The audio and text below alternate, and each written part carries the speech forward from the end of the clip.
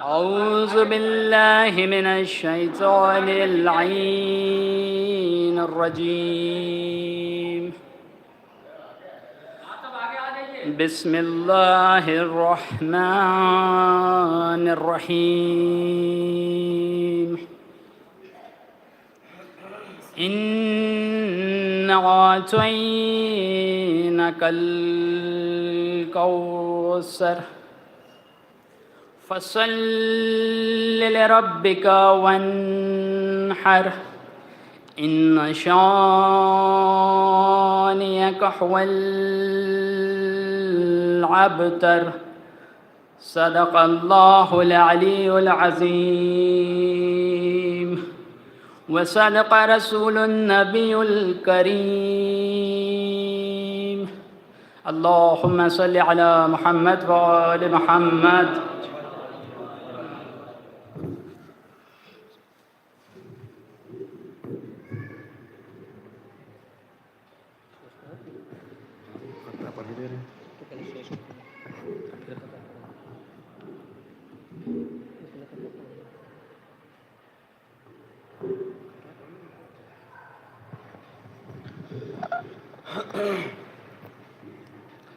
صلوات پر محمد وآل محمد. بسم اللہ الرحمن الرحیم.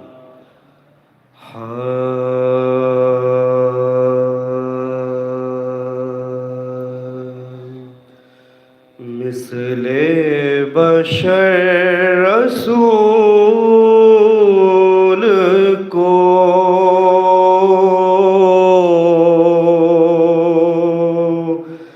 کہنا قصور ہے.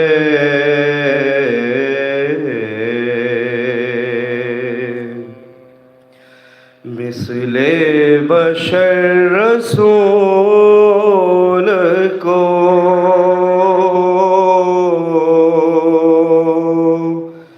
کہنا قصور ہے.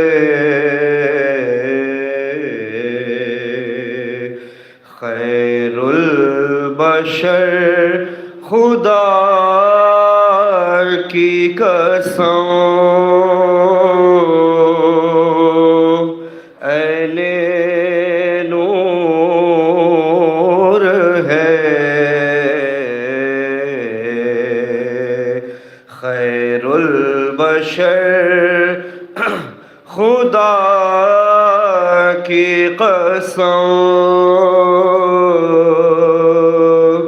اہل نور ہے. وہ اپنا عمل تو لائق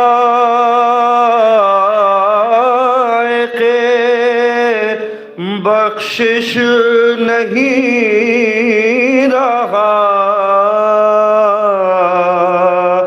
اپنا عمل تو لائق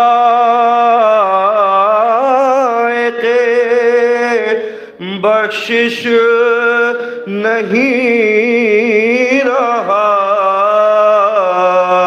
ہاں ان کی رحمتوں کا بھروسہ ضرور ہے. مثل بشر رسول کو.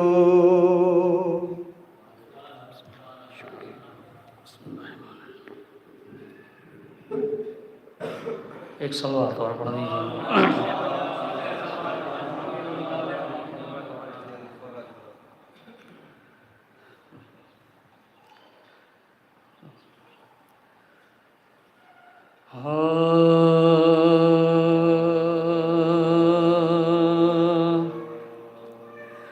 ہنسی تم سا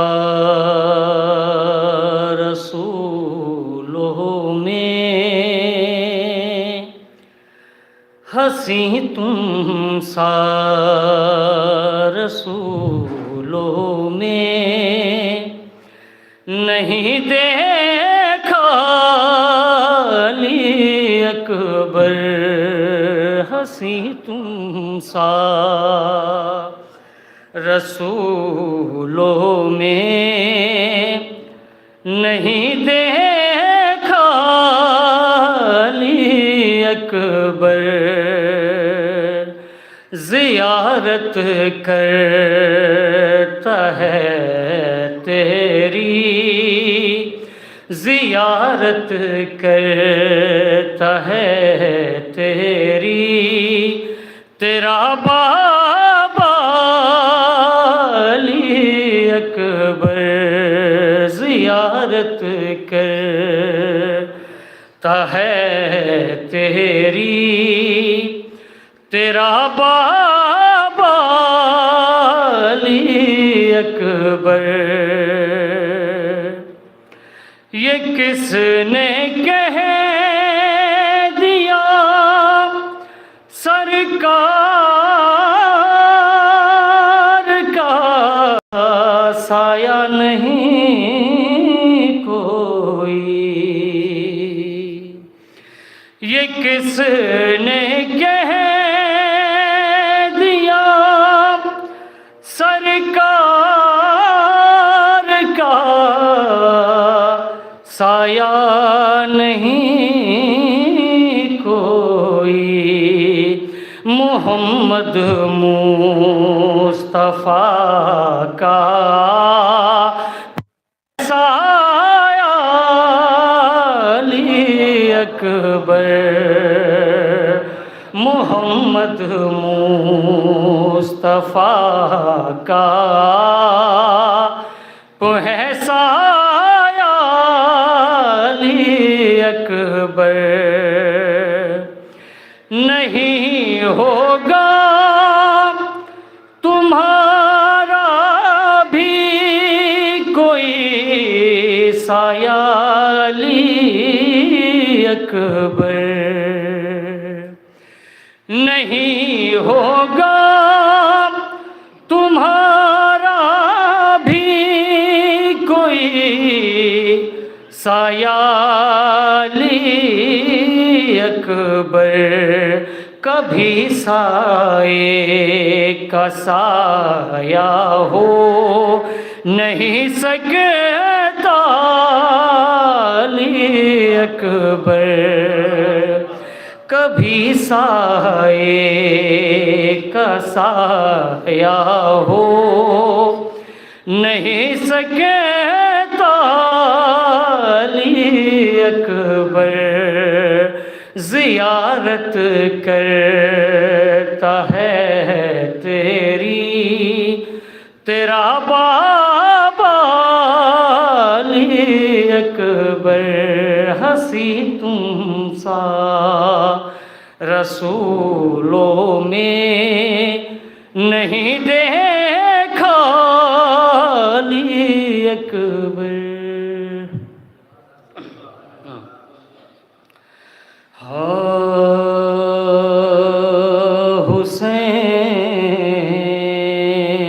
حسین جب کہ چلے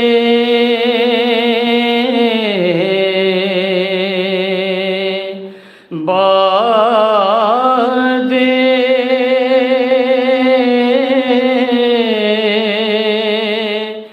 دوپہر کو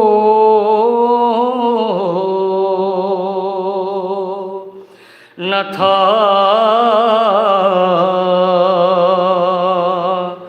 کوئی کہ جو تھا میں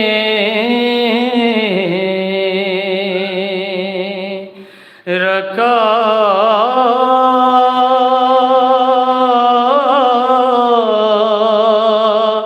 بے توسن کو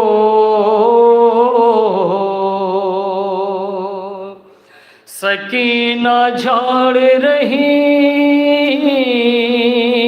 تھی عبا کے دامن کو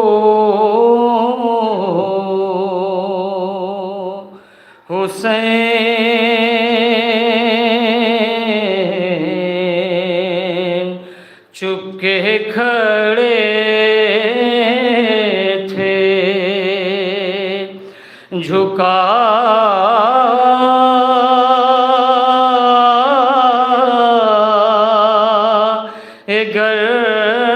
گردن کو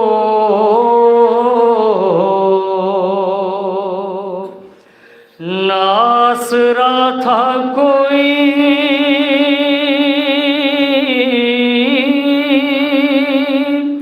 شاہ کربلائی کو فقط بہن نے کیا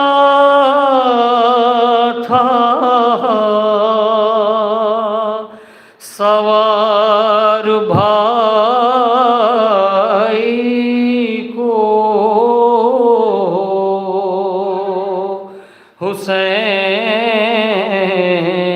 حسین جب کہ چلے ایک سلوات پڑھ دیں میں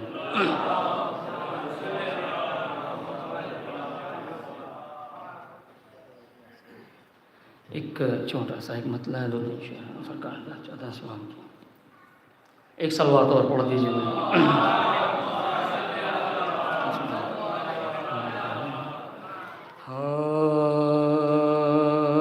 سر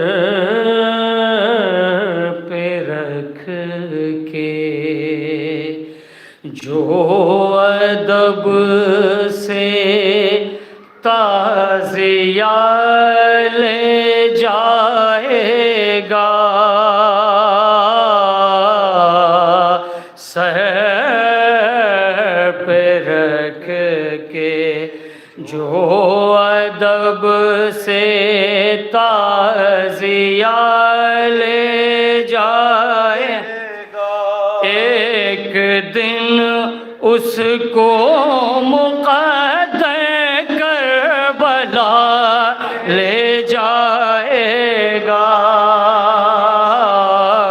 سر پہ رکھ کے وہ ادب سے تعزیہ لے جا شعر بطور خاص نظر کر دیں کوئی لشکر اور نہ کوئی اسلحہ لے جائے گا کوئی لشکر اور نہ کوئی اسلحہ لے جائے گا رن میں اصغر مسکرانے کی ادا لے جائے گا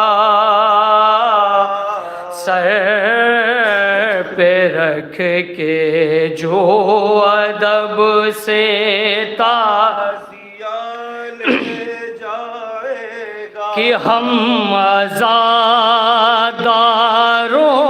کی دولت چند آنسو ہیں فقط ہم عزاداروں کی دولت چند آنسو ہیں فقط روٹھ کر سارا زمانہ ہم سے کیا لے جائے گا سر پہ رکھ کے جو ادب سے تعزیہ لے بطور خاص سرکار دیکھ کر عباس کو آپس میں کہتے تھے ادو دیکھ کر عباس کو آپس میں کہتے تھے ادو شیر ہے دریا اٹھا لے جائے گا، سر پہ رکھ کے جو ادب سے تعزیہ لے جائے گا، تم بناؤ ریت کی دیوار ماتم کے خلاف،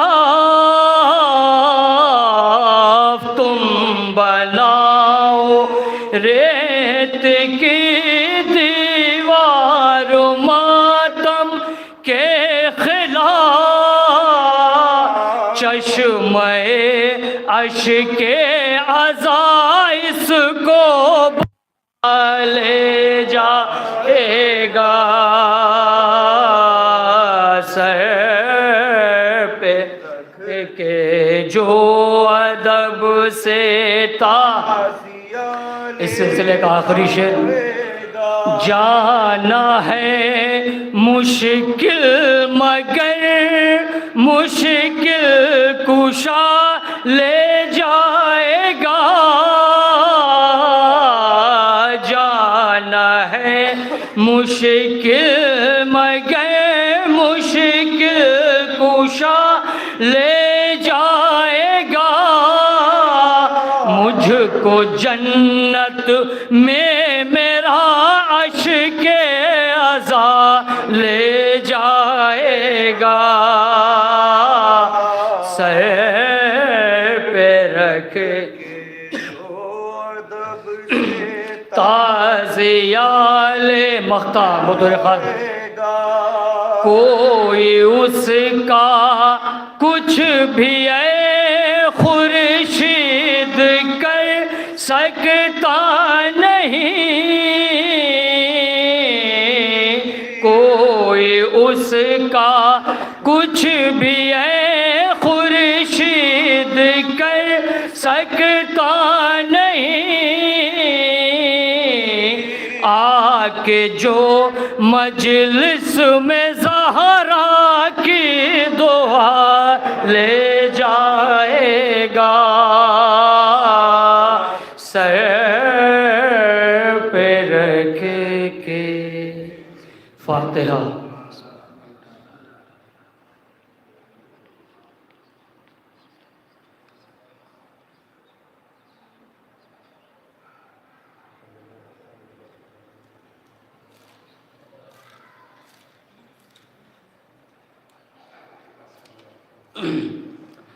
مرثیے کے بس چندن قبلہ بھی تشریف لا چکے ہیں، 2-3 بند مرثیے کے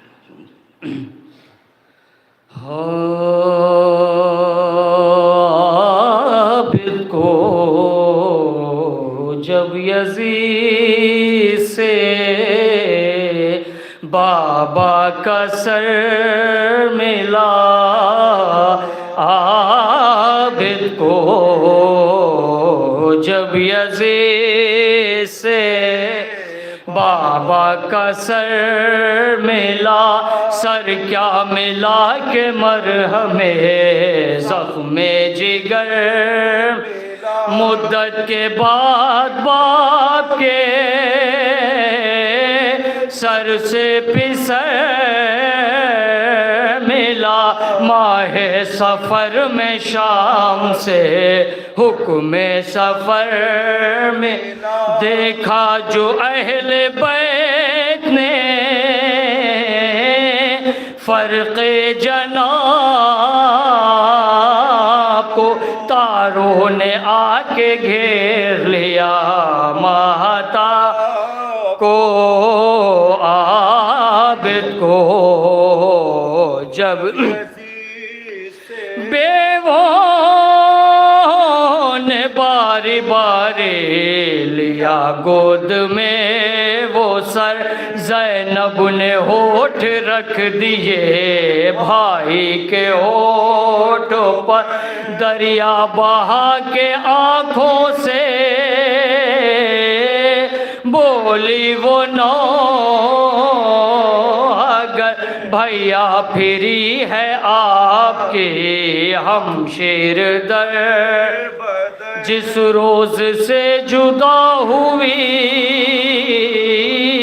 میں دم سے آپ کے نیزوں سے پشت زخمی ہے دل غم سے غم سے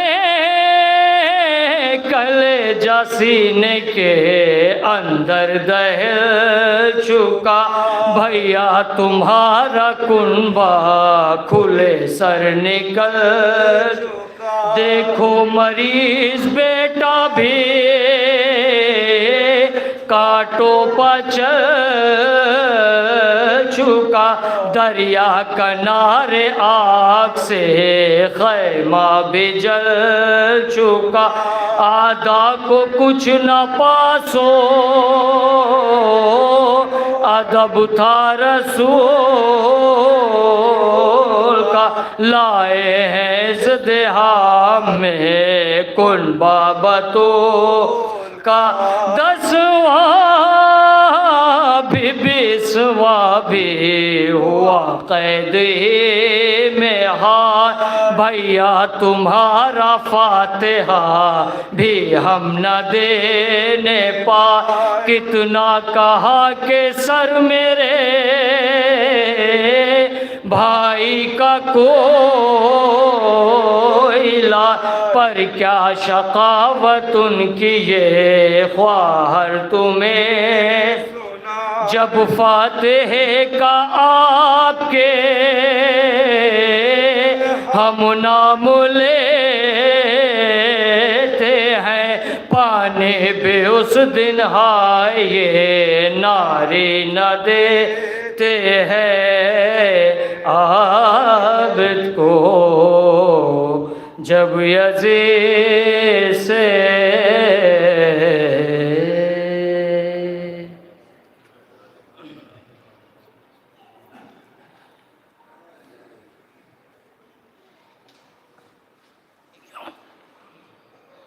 بہت ہی مختصر جناب بیٹھے ہوئے 2-3 شعر بس ثواباً بابا جب نعرہ صلوات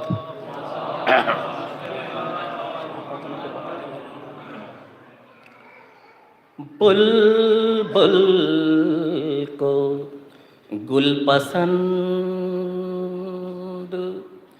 گلوں کو ہوا پسند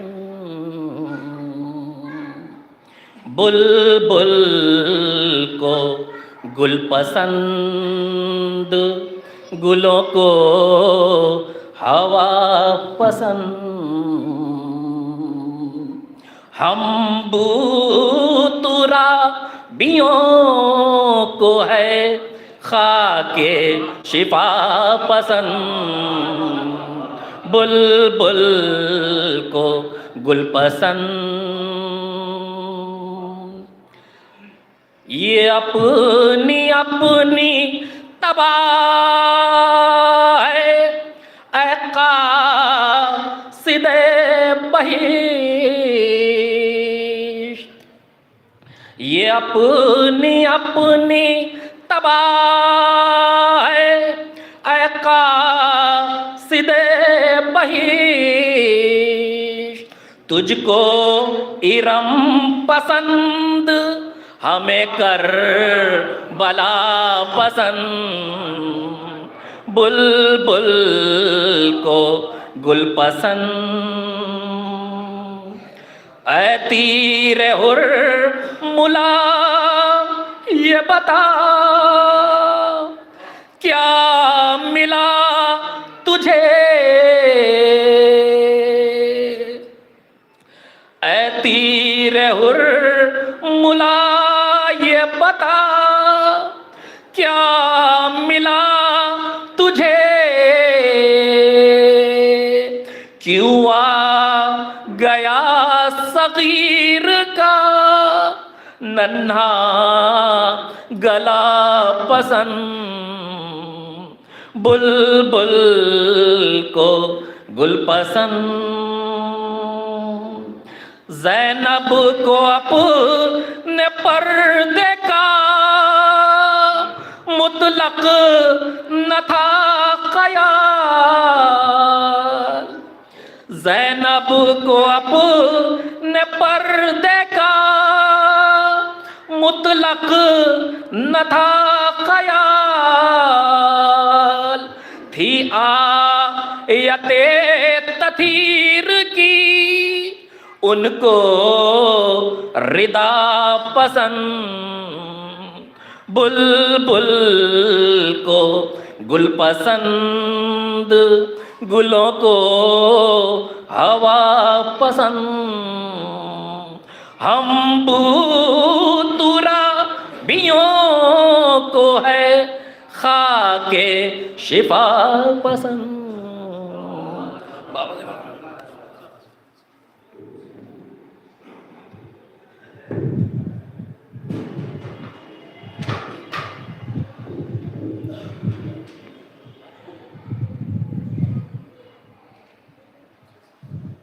اسی پر بیٹھ جاؤں نا، صحیح رہے گا۔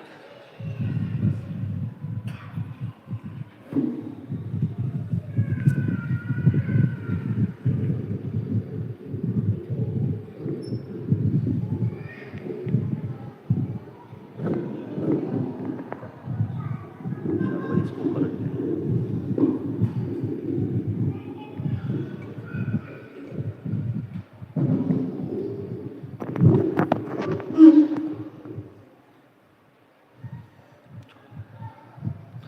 بسم اللہ الرحمن الرحیم۔ رحم اللہ من قرأ الفاتحہ۔ بسم اللہ الرحمن الرحیم۔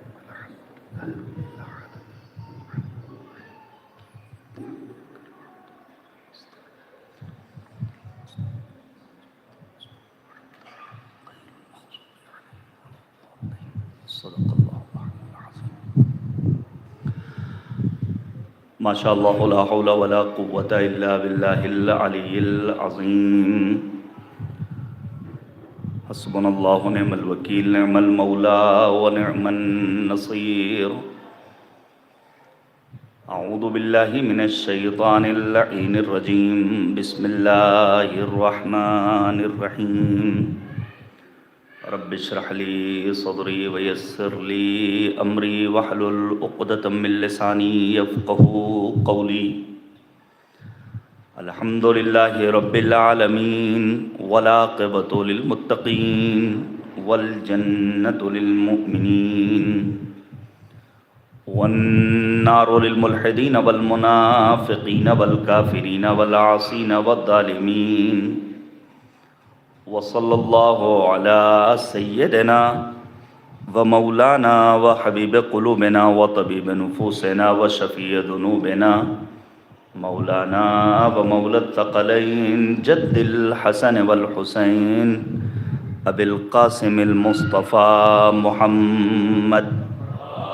اللہم صلی علی محمد وآل محمد وعلى آله الأطيبين الأنجبين الأطهرين الأكرمين المعصومين المظلومين المنتخبين المنتجبين، لا سيما بقية الله الأعظم في الأراضين، روحي وأرواح العالمين لتراب مقدمه الفداء، واللعنة الدائمة الباقية على أعدائهم ملعونين من الآن إلى يوم الدين وبعد يوم الدين، آمين رب العالمين۔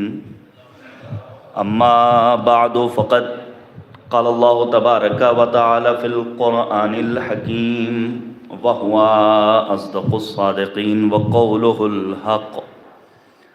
بسم اللہ الرحمن الرحیم۔ وَلَقَدْ كَرَّمْنَا بَنِي آدَمَ وَحَمَلْنَاهُمْ فِي الْبَرِّ وَالْبَحْرِ وَرَزَقْنَاهُمْ مِنَ الطَّيِّبَاتِ وَفَضَّلْنَاهُمْ عَلَى كَثِيرٍ مِّمَّنْ خَلَقْنَا تَفْضِيلًا۔ اللہم صلی علی محمد وآل محمد۔ حضرات، گزارش ہے کہ ایک مرتبہ سورہ حمد اور 3 مرتبہ سورہ اخلاص پڑھ کر مرحوم و مغفور جناب ناصر حسین ابن شاکر حسین صاحب کے روح کو ارسال فرما دیں۔ اللہم صلی علی محمد وآل محمد، اللہم صلی علی محمد وآل محمد، اللہم صلی علی محمد وآل محمد۔ بسم اللہ الرحمن الرحیم۔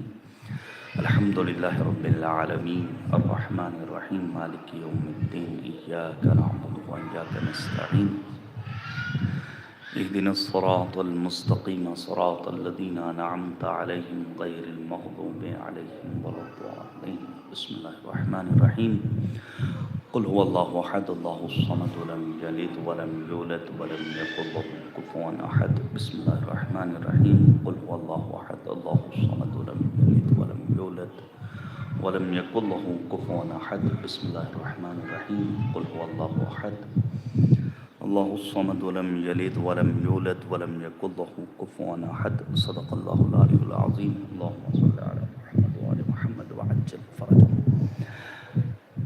عزیزان گرامی، ایک مرد مومن کے 40ویں کی مناسبت سے مجلس اعزا ہے۔ میں خداوند کریم کی بارگاہ میں بحق قرآن و اہل بیت اور شہداء کربلا علیہم الصلاۃ والسلام دعا گو ہوں پروردگار مرحوم کی مغفرت فرمائے، ان کے درجات کو بلند سے بلند تر فرمائے، ان کی قبر اور برزخ کی منزلوں کو پروردگار ان کے لیے آسان فرمائے، ان کے پسماندگان کو پروردگارہ صبر و اجر عنایت فرما اور ہم سب کی عاقبت بخیر فرما۔ دعاؤں کی قبولیت کے لیے ایک صلوات بر محمد وعلی محمد، اللہم صلی علی محمد وعلی محمد وعجل فرجہ۔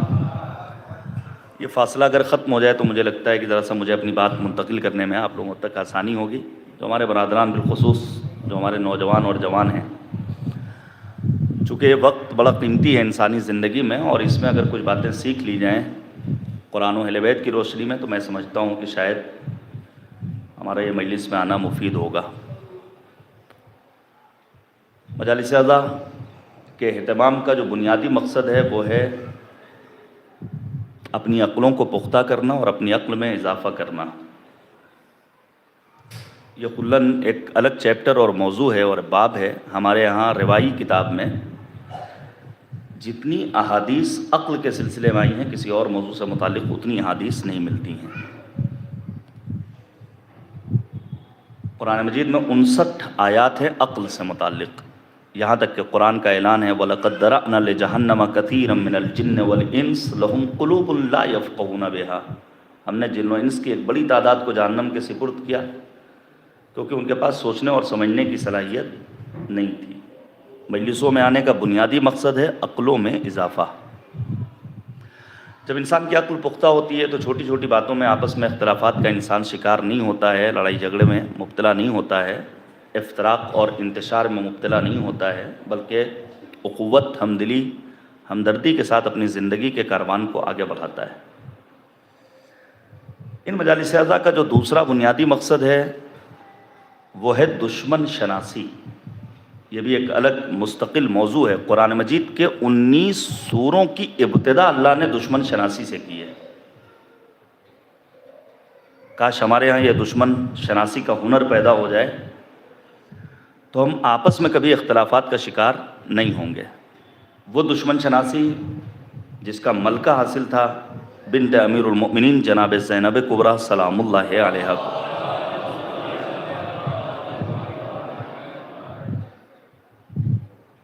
ان مجالس اعزا کا ایک تیسرا بنیادی اہم مقصد وہ ہے علم میں اضافہ، اور یہ علم اتنی عظیم نعمت ہے کہ معصوم نے فرمایا لا حیات الا بالعلم یا بالعلم تکون الحیات۔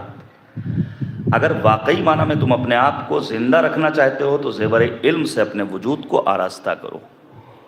اب آپ توجہ کیجئے گا، یہاں سے چند ایک باتیں جو ہم سب کے لیے بالخصوص ہمارے برادران جو نوجوان ہیں اور جوان ہیں ان کے لیے مفید ہو۔ قرآن مجید جو اللہ کی پاکیزہ کتاب 14 صدیوں سے یہ قرآن مجید عالم انسانیت کے سامنے چیلنج پیش کر رہا ہے، اعلان قدرت ہے۔ قل اے میرے حبیب یہ اعلان کر دیجئے ان کنتم فی ریب مما نزلنا علی عبدنا فأتوا بسورۃ من مثلہ وادعوا شہداءکم من دون اللہ ان کنتم صادقین، کہ اگر کسی کو اس کتاب کے الہی کتاب ہونے میں شک ہے تو وہ قرآن کے سوروں میں سے کسی ایک سورے کا جواب لے کر آئے اور اللہ کے علاوہ جسے چاہے اپنا یاور، ناصر، معین اور مددگار بنا لے۔ 14 صدیاں گزر گئیں، کسی ایک سورے کا جواب تو دور کی بات ہے، کسی ایک حرف کا جواب دنیا بشریت مل کر نہیں لا سکتی۔ البتہ اس کتاب کو اللہ نے جو بہت سارے نام دیے ہیں، خود قرآن مجید کی آیات کی روشنی میں قرآن ذکر ہے، ذکرہ ہے، تذکرہ ہے، بیان ہے، تبیان ہے، برہان ہے، فرقان ہے، نور مبین ہے، موعظہ ہے، شفا ہے، ہدایت ہے۔ اس قرآن کے لیے اللہ نے کیا اعلان کیا؟ لا رطب ولا یابس الا فی کتاب مبین۔ دنیا کا ہر خشک و تر اللہ نے اس قرآن میں رکھا ہے۔ ہیں ایسے خانوادہ عصمت و طہارت سے وابستہ افراد جن میں سر فہرست نام ہے جناب فضہ سلام اللہ علیہ کا، جنہوں نے ما تکلمت 20 سنۃ الا بالقرآن۔ سنیے گا کیا ہے جناب فضہ کے لیے؟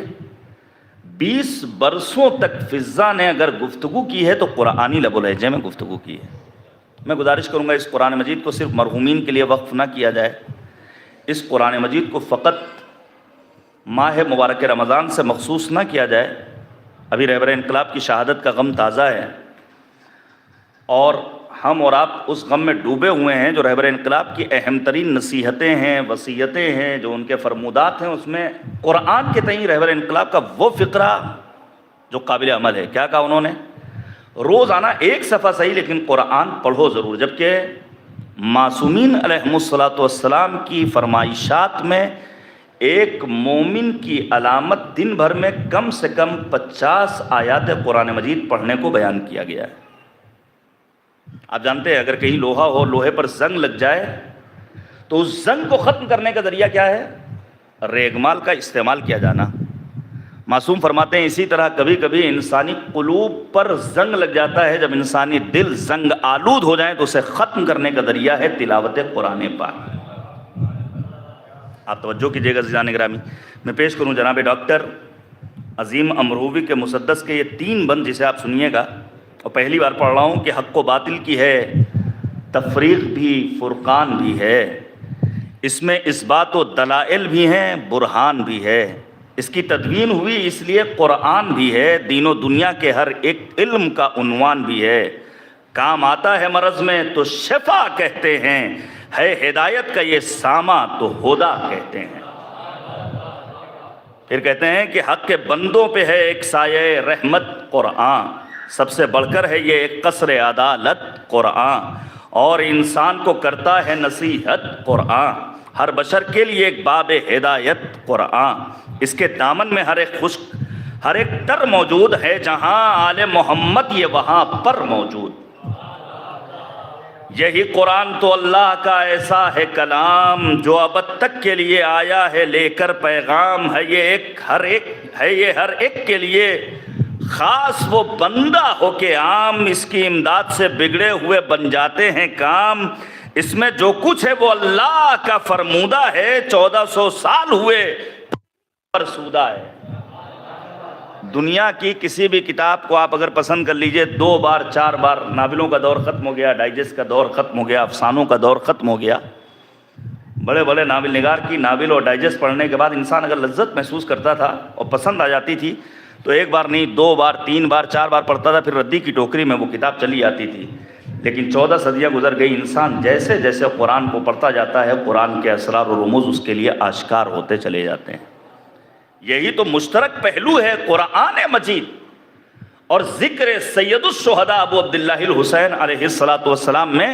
نہ قرآن پڑھنے سے کوئی اکتاتا ہے، نہ ذکر سید الشہداء علیہ السلام سننے سے کوئی گھبراتا ہے، نہ قرآن مجید پر کوہنگی کے آثار، نہ تذکرہ سید الشہداء ابو عبداللہ الحسین علیہ السلام پر کوہنگی کے آثار۔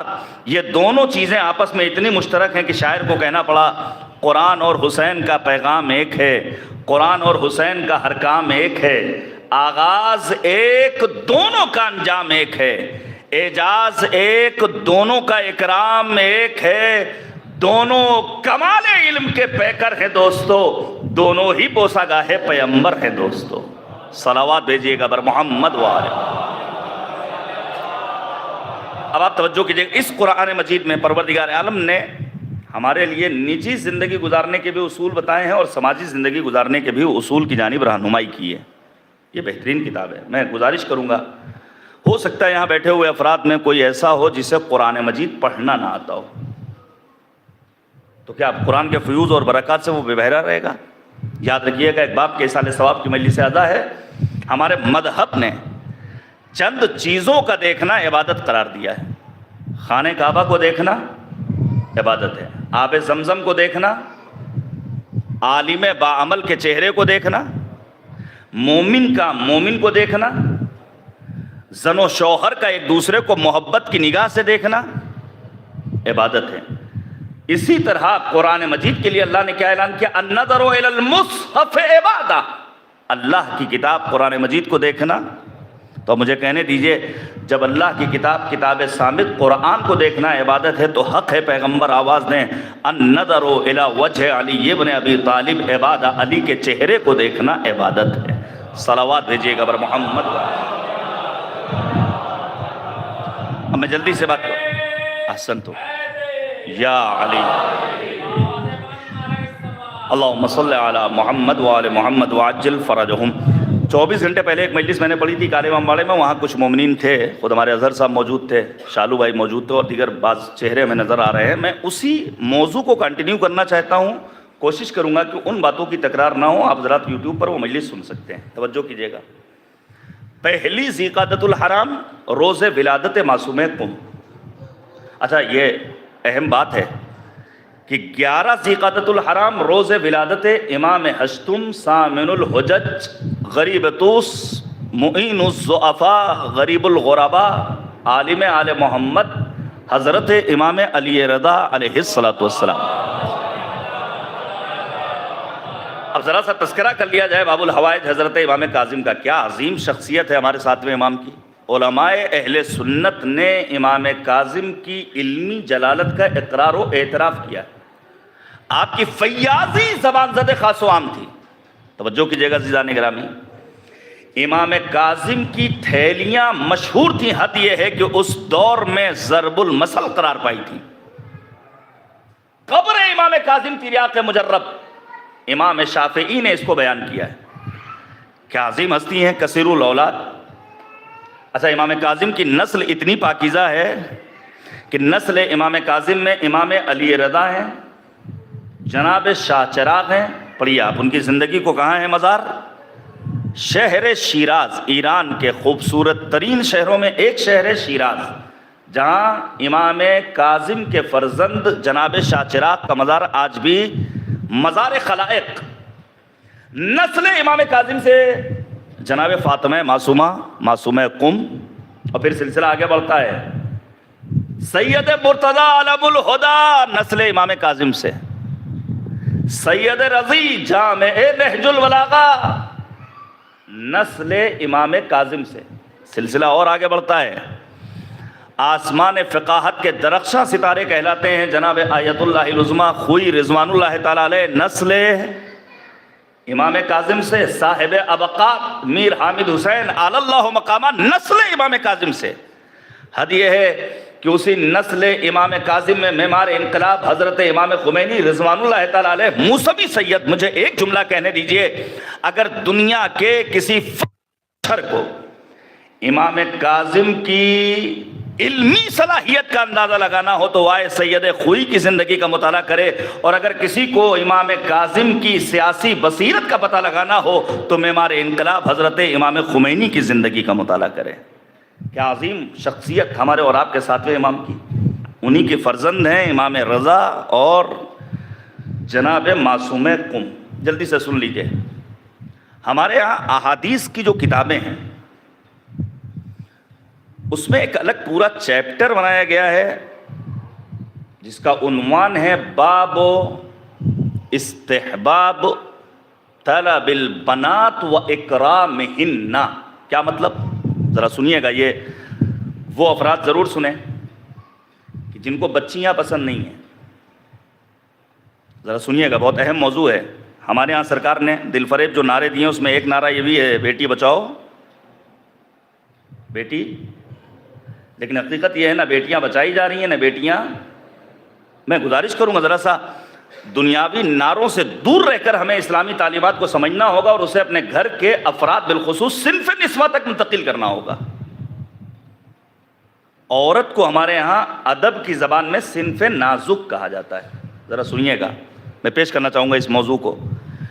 یہ جو دنیا میں آپ نے دیکھا کہ بہت سارے بہروپیے اٹھے اور انہوں نے حقوق نسواں کے نعرے لگانے شروع کیے اور ایسی روم میں بیٹھ کر کے انہوں نے خواتین کے حقوق کی بازیابی کی گہار لگانی شروع کی. تو کیا واقعی میں وہ حقوق نسواں کے علمبردار ہیں؟ ان کے یہاں حقوق نسواں سے مراد کیا ہے کہ ایک خاتون کم لباس پہنے، عریانیت شوکیسوں کی زینت بن جائے، شاپنگ مال میں اسے بٹھال دیا جائے، پیٹرول پمپ پر لے آ کر کھڑا کر دیا جائے، وہ خاتون جسے گھر کے حدود میں رہنا چاہیے تھا. ذرا سنیے گا، جبکہ پیغمبر نے کیا فرمایا کہ خاتون ریحانہ ہے، پھول کے مانند ہے. کیا تعبیر ہے یہ نبی خاتم پیغمبر آدم کی. ہمارے ہاں روایی کتاب میں ایک پورا باب ہے کہ انسان اگر صاحب اولاد ہونا چاہتا ہے تو اس کے لیے مستحب ہے کہ خدا کی بارگاہ میں دعا کرے، پروردگارہ ہمیں بیٹی جیسی عظیم نعمت سے سرفراز فرما. آج کیا دنیا میں بیٹیاں بچ رہی؟ میں اسی ہندوستان کی بات کر رہا ہوں. مدھیہ پردیش میں ایک شہر میں تھا، امیر المؤمنین کی شہادت کے ایام تھے. میں گیا ایک اناتھالے میں. کس لیے؟ امیر المؤمنین کی شہادت کے موقع پر کچھ یتیم خانوں میں جانا تھا، جہاں جا کر کے بچوں سے دلجوئی، ان کے لیے کچھ تحفے تحائف. میں نے کیا دیکھا کہ صدر دروازے کے باہر 2 گہوارے رکھے ہوئے. ذرا سنیے گا، یہ دنیا کیا ترقی یافتہ ہے؟ کیا اس کو ترقی یافتہ دور کہا جائے گا؟ دنیا ترقی یافتہ نہیں بلکہ دن بدن تنزلی کا شکار ہو رہی ہے. ہاں ترقی کیا ہے؟ کل تک مجلسیں آن لائن نہیں ہوتی تھی، آج آن لائن کی سویدھا اپلبدھ ہے. کل بھی مجلسیں ہوتی تھیں بغیر لاؤڈ اسپیکر کے، آج لاؤڈ اسپیکر موجود ہیں. کل بھی مجلسیں ہوتی تھیں یہ LED، یہ LCD، یہ پنکھے، یہ AC. دنیا نے ترقی نہیں کی ہے، دنیا میں پائے جانے والے ٹولز نے ترقی کی ہے. آپ توجہ کیجئے گا عزیزان گرامی، دنیا دن بدن تنزلی کا شکار ہو. دلیل کیا ہے؟ کل بیٹیاں ماری جا رہی تھی پیدائش کے بعد.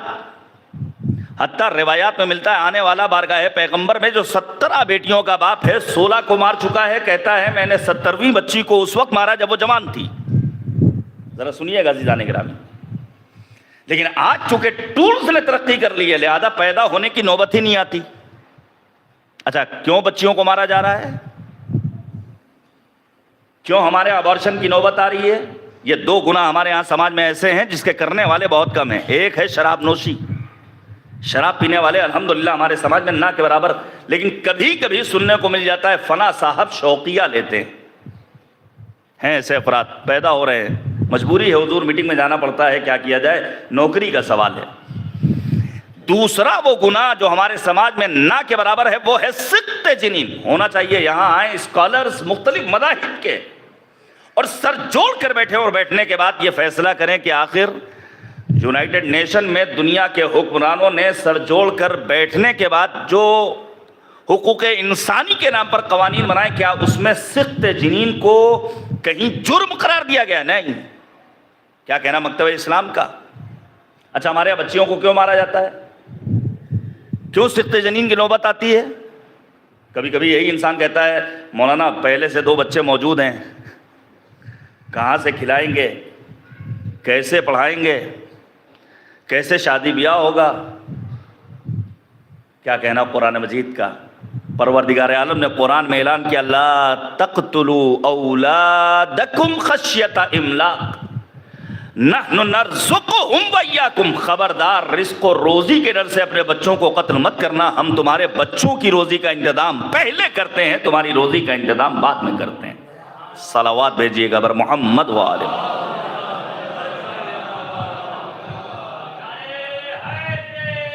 یا علی.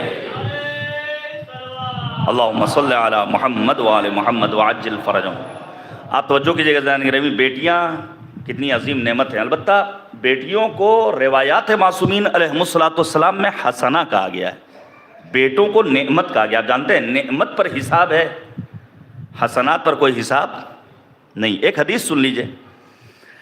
حدیث میں کیا ہے؟ ما من بیت الا فیہ البنات. جس گھر میں بیٹیاں ہوتی ہیں اس گھر میں 3 چیزیں نزلت کل یوم علیہا 12 برکہ. جس گھر میں بچیاں ہوتی ہیں اس گھر میں ہر روز آسمان سے اللہ کی جانب سے 12 برکتیں نازل ہوتی ہیں. آپ جانتے ہیں برکت کسے کہتے ہیں؟ بہت سارے نمونے تاریخ میں آپ کو برکت کے مل جائیں گے. ایک نمونہ سن لیجئے. آنے والا بارگاہ پیغمبر میں آنے کے بعد کہتا ہے یا رسول اللہ میں بھوکا ہوں مجھے کھانا چاہیے. یا رسول اللہ میں مسافر ہوں مجھے اپنے وطن واپس جانے کے لیے پیسہ چاہیے, میں بے لباس ہوں مجھے لباس چاہیے. پیغمبر نے اپنے اصحاب کے درمیان سوال کیا ہے کوئی؟ کہاں بھیجا گیا؟ بنت پیغمبر جناب صدیقہ طاہرہ کی خدمت میں. اب سنیے گا روایت کیا کہتی ہے. شہزادی کونین نے آنے والے سائل کو اپنا وہ گردن بند دے دیا جو کسی نے بعنوان تحفہ دیا تھا. اچھا, ایک خاتون کو اس کی سب سے پسندیدہ شے کیا ہوتی ہے؟ اس کی جویلری, اس کا زیور. ہر چیز دے سکتی لیکن اپنا زیور. لیکن جناب زہرا مرضیہ نے جب اپنا زیور دیا ہے, وہ آتا ہے اور آنے کے بعد کہتا ہے یا رسول اللہ آپ کی بیٹی فاطمہ الزہرا نے مجھے یہ دیا ہے. وہاں کچھ بابصیرت باشعور اصحاب موجود تھے. عمار نے کہا کتنے میں بیچو گے؟ کہا بس اتنا مل جائے کہ میرا پیٹ بھر جائے, مجھے لباس مل جائے, میں اپنی منزل تک پہنچ جاؤں. عمار نے خرید لیا اور پھر اسے ایک پوش سے بند کر کے پیغمبر کے خدمت میں اپنے غلام کے ہمراہ بھیجا. جناب پیغمبر خاتم نے جب آنے والے غلام کو یہ پایا کہ عمار نے بھیجا ہے تو پیغمبر کہتے ہیں میں نے تجھے راہ خدا میں آزاد کیا.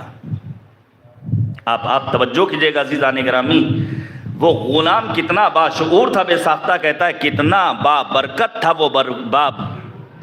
وہ گردن بند جس نے ایک مسافر کو اس کی منزل مقصود تک پہنچنے کا راستہ دکھایا, جس نے ایک بے لباس کو لباس عطا کیا, جس نے ایک بھوکے کے کھانے کا انتظام کیا. اور کتنا بابرکت تھا ایک گردن بند جو راہ خدا میں غلام کے آزاد ہونے کا موقع فراہم کرتا ہے. اسی لیے کہا گیا ہے برکتوں کی تلاش میں رہنا چاہیے. کبھی کبھی ہم اور آپ یہ سمجھتے ہیں جو گھر زیادہ بڑا دکھائی دے وہ زیادہ بابرکت ہے. نہیں, اور واضح کر دوں, جس کی منتھلی انکم 1.5-2 لاکھ روپے ہے مثال کے طور پر. دیکھیے پیسہ کمانے سے مذہب نے نہیں روکا ہے, مذہب کہتا ہے خوب پیسے کماؤ. لیکن ہم نے تو یہ دیکھا ہے جن کی آمدنی زیادہ وہی مہینے کے آخر میں کیا کہتے ہیں پیسے ختم ہو گئے, پتہ ہی نہیں چلا آپ کی کہاں گئے. جن کی ماہانہ آمدنی 1-2 لاکھ روپے ہوتی مہینے کے آخر میں وہی شکوہ کرتے ہیں پیسے ختم ہو گئے. لیکن کیا کبھی آپ نے کسی ذمہ دار باضمیر غیرت مند مولوی کو یہ کہتے ہوئے سنا ہے پیسے ختم ہو گئے؟ اس کی تنخواہ کتنی ہوتی ہے, اس کی آمدنی کتنی ہوتی ہے؟ مجھے کہنے دیجیے عزیزان گرامی, زیادہ دکھنے والی چیز باعث برکت ہو ضروری نہیں ہے, بلکہ کبھی کبھی چیز کم ہوتی ہے لیکن بابرکت ہوتی. تبھی تو مولوی یہ کہتا ہوا نظر آتا ہے نہیں معلوم ہمارے اس کم کو ہمارے لیے اللہ کیوں کر بابرکت بنا دیتا ہے. کبھی کبھی ہم اور آپ اپنے آپ کو برکتوں سے دور کر لیتے ہیں, ہمارے گھروں میں برکتیں نہیں ہوتی ہیں. کیوں؟ سنیے گا, یہ ہمارے جوان سن لیں. سب کچھ صرف تعلیم نہیں ہے, سب کچھ صرف پیسہ نہیں ہے, سب کچھ صرف بزنس نہیں ہے, سب کچھ صرف جاب اور نوکری نہیں ہے. ضرورت ہے کہ 24 گھنٹوں میں کم سے کم 1 گھنٹہ ہم اپنے گھر کے بزرگوں کے لیے نکالیں, بالخصوص اپنے ماں باپ کے لیے. کم سے کم 1 گھنٹہ ہمیں ان کے پاس بیٹھنا چاہیے. جب 1 گھنٹہ ان کے پاس بیٹھیں گے اس وقت ہمارا موبائل پلین موڈ پہ ہونا چاہیے, ہمیں ان سے کچھ بات نہیں کرنی ہے, ہمیں ادھر ادھر کے مسئلوں میں نہیں پڑنا ہے, بلکہ ان سے نصیحتیں لینی ہیں, ان سے گفتگو کرنی ہے, ان کی دلجوئی کرنی ہے. یاد رکھیے گا ماں باپ کی ضروریات زندگی کو پورا کرنا ہے ہر اولاد کا فریضہ ہے. ان کے مطالبے کے بعد نہیں بلکہ ان کے مطالبے سے پہلے. اسی لیے شریعت کہتی ہے, اہل بیت طاہرین علیہم الصلوۃ والسلام نے تاکید کی ہے کہ ماں باپ کے مانگنے سے پہلے ان کی ضرورتوں کی چیزوں کو پیش کرو, اور پیش کرنے کا طریقہ یہ ہونا چاہیے کہ تمہارا ہاتھ نیچے ہو, ماں باپ کا ہاتھ اوپر ہو, تاکہ تمہارے اندر احساس غرور نہ پیدا ہونے پائے. جب تک ماں باپ کی خدمت کا جذبہ بیدار نہیں ہوگا, یاد رکھیے گا انسان ترقی نہیں کر سکتا ہے. مرحوم آیت اللہ بہاؤالدینی کہا کرتے تھے جب میں کسی کو ترقی کرتے ہوئے دیکھتا ہوں تو بے ساختہ کہہ اٹھتا ہوں کہ ماں باپ کی دعائیں اس کے شامل حال ہیں. اب آنے والا بارگاہ پیغمبر میں کہتا ہے یا رسول اللہ میں چاہتا ہوں حور العین کا بوسہ لوں, دہلیز کعبہ کو چوموں. پیغمبر نے کہا اس میں گھبرانے کی کیا بات ہے, جاؤ ماں کے قدموں سے لپٹ جاؤ, باپ کی پیشانی چوم لو وہی ثواب ملے گا جو حور العین کی پیشانی کو چومنے کا ثواب ہے، جو دہلیز کعبہ کو چومنے کا ثواب ہے۔ یا رسول اللہ ماں باپ تو زندہ نہیں، پیغمبر نے کہا گھبراؤ مت، چلے جاؤ ماں باپ کی قبروں کو چوم لو، ماں کی قبر کے سرہانے کے حصے کو چومو، باپ کی قبر کو چومو، وہی ثواب ملے گا۔ یا رسول اللہ اماں ابا کی قبر کا نشان نہیں معلوم۔ کیا خوبصورت فکرہ، نبی آدم فرماتے ہیں پھر بھی پریشان مت ہو، اپنی انگلی سے نشان قبر بناؤ، جو نشان قبر ماں کے لیے بنائی ہے اس کا پائتی کا حصہ چومو، جو نشان قبر اپنے باپ کے لیے بنائی ہے اس کا سرہانے کا حصہ چومو، وہی ثواب ملے گا جو جنت الفردوس کی دہلیز کو چومنے کا ثواب ہے، جو دہلیز کعبہ کو چومنے کا ثواب ہے، جو حور العین کی پیشانی کو چومنے کا ثواب ہے۔ یاد رکھیے گا، تنہا ماں باپ کی زندگی تک اور ان کی ظاہری حیات تک ہمارا رشتہ ان سے وابستہ نہیں رہتا، بلکہ مذہب کہتا ہے اگر دعائیں قبول نہ ہو رہی ہوں تو چلے جاؤ ماں باپ کی قبر پر خدا کی بارگاہ میں عرض کرو، پروردگارہ مرنے والے باپ کا واسطہ میری دعا کو قبول کر لے، تو پروردگار دعاؤں کو قبول کرنے والا ہے۔ اگر برکت چاہیے تو گھر میں بیٹیوں کے لیے خدا کی بارگاہ میں دعا کرنی چاہیے۔ پھر معصوم نے فرمایا لا تنقطع زیارت الملائکہ من ذلک البیت، جس گھر میں بیٹیاں ہوتی ہیں اس گھر سے کبھی بھی برکتیں ختم نہیں ہوتی ہیں، ملائکہ ہمیشہ رفت و آمد رکھتے، بالکل اسی طرح جس طرح اگر کسی گھر میں قرآن مجید کی تلاوت ہوتی ہے تو ملائکہ مقربین درگاہ پروردگار کا نزول ہوتا ہے۔ پھر معصوم نے فرمایا یکتبون لابیہم کل یوم واللیل عبادت سنہ، جس گھر میں بچیاں ہوتی ہیں اس گھر کے حدود میں رہنے والے باپ کے لیے 1 سال کی عبادت کا ثواب 1 شب و روز میں اس کے لیے لکھا جاتا ہے۔ یہ فضیلت ہے بچیوں کی۔ جناب معصوم قم کی ولادت کے روز کو یوم دختر کہا جاتا ہے۔ اب ان ایام کو عشرۂ کرامت کہا جاتا ہے۔ دیکھیے پڑھیے آپ قرآن مجید کو، پروردگار عالم نے خود اپنی ذات کے لیے لفظ کریم استعمال کیا ہے۔ جو ابتدائی آیات قلب پیغمبر پر نازل ہوئی، اقرأ بسم ربک الذی خلق، خلق الانسان من علق، اقرأ وربک الاکرم، پروردگار نے اپنی ذات کو اکرم کہہ کر خطاب کیا ہے۔ اسی طرح قرآن مجید کے لیے پروردگار نے لفظ کریم استعمال کیا ہے۔ انہ لقرآن کریم، پیغمبر خاتم کے لیے پروردگار عالم نے کریم کی تعبیر استعمال کی، انہ لقول رسول کریم۔ عام انسانیت کے لیے پروردگار نے لفظ کرم کو استعمال کیا ہے۔ وَلَقَدْ كَرَّمْنَا بَنِي آدم، ہم نے انسان کے سر پر تاج کرامت سجایا ہے۔ اب جلدی سے سنیے گا، قرآن مجید میں یہ بہت اہم موضوع ہے، قرآن مجید میں چند ایک بیٹیوں کا تذکرہ موجود ہے۔ ظاہر ہے ایک مفصل موضوع ہے، میں صرف اشارہ کر رہا ہوں۔ مثال کے طور پر جناب شعیب کی بیٹیوں کا تذکرہ ہے۔ پڑھیے آپ سورہ قصص کی آیت نمبر 25 کو، جہاں جناب شعیب کی بیٹی کے بارے میں قرآن نے کیا اعلان کیا ہے کہ یہ بیٹی کیوں معتبر کہ قرآن میں اس کو جگہ ملی ہے۔ یہ بیٹی وہ ہے شعیب پیغمبر کی جو راستہ چلتی ہے تو حیا اور عفت کے ہمراہ۔ ذرا سنیے گا، بہت اہم موضوع عزیزان گرامی۔ گرمی کا موسم ہے، ظاہر ہے، اچھا گرمی میں گرمی نہیں ہوگی تو کیا ہوگا، ہم اور آپ گھبرا جاتے ہیں۔ میں نے خود تو روایت نہیں پڑھی لیکن ایک خطیب سے سنا تھا کہ جب تذکرہ سید الشہداء والی جگہ پر کسی عزادار کا پسینہ بہتا ہے تو اس کی خوشبو امام صادق کو پسند ہے۔ ذرا سنیے گا عزیزان، ہم اور آپ گھبرا جاتے ہیں، مجلس ہو رہی ہے، گرمی میں پسینہ نہیں نکلے گا تو کیا ہوگا، جلدی سے سنیے عزیزان گرامی۔ اب یہ گرمی کا موسم، تو کیا گرمی کے موسم میں ہم مرد جو چاہیں پہن لیں؟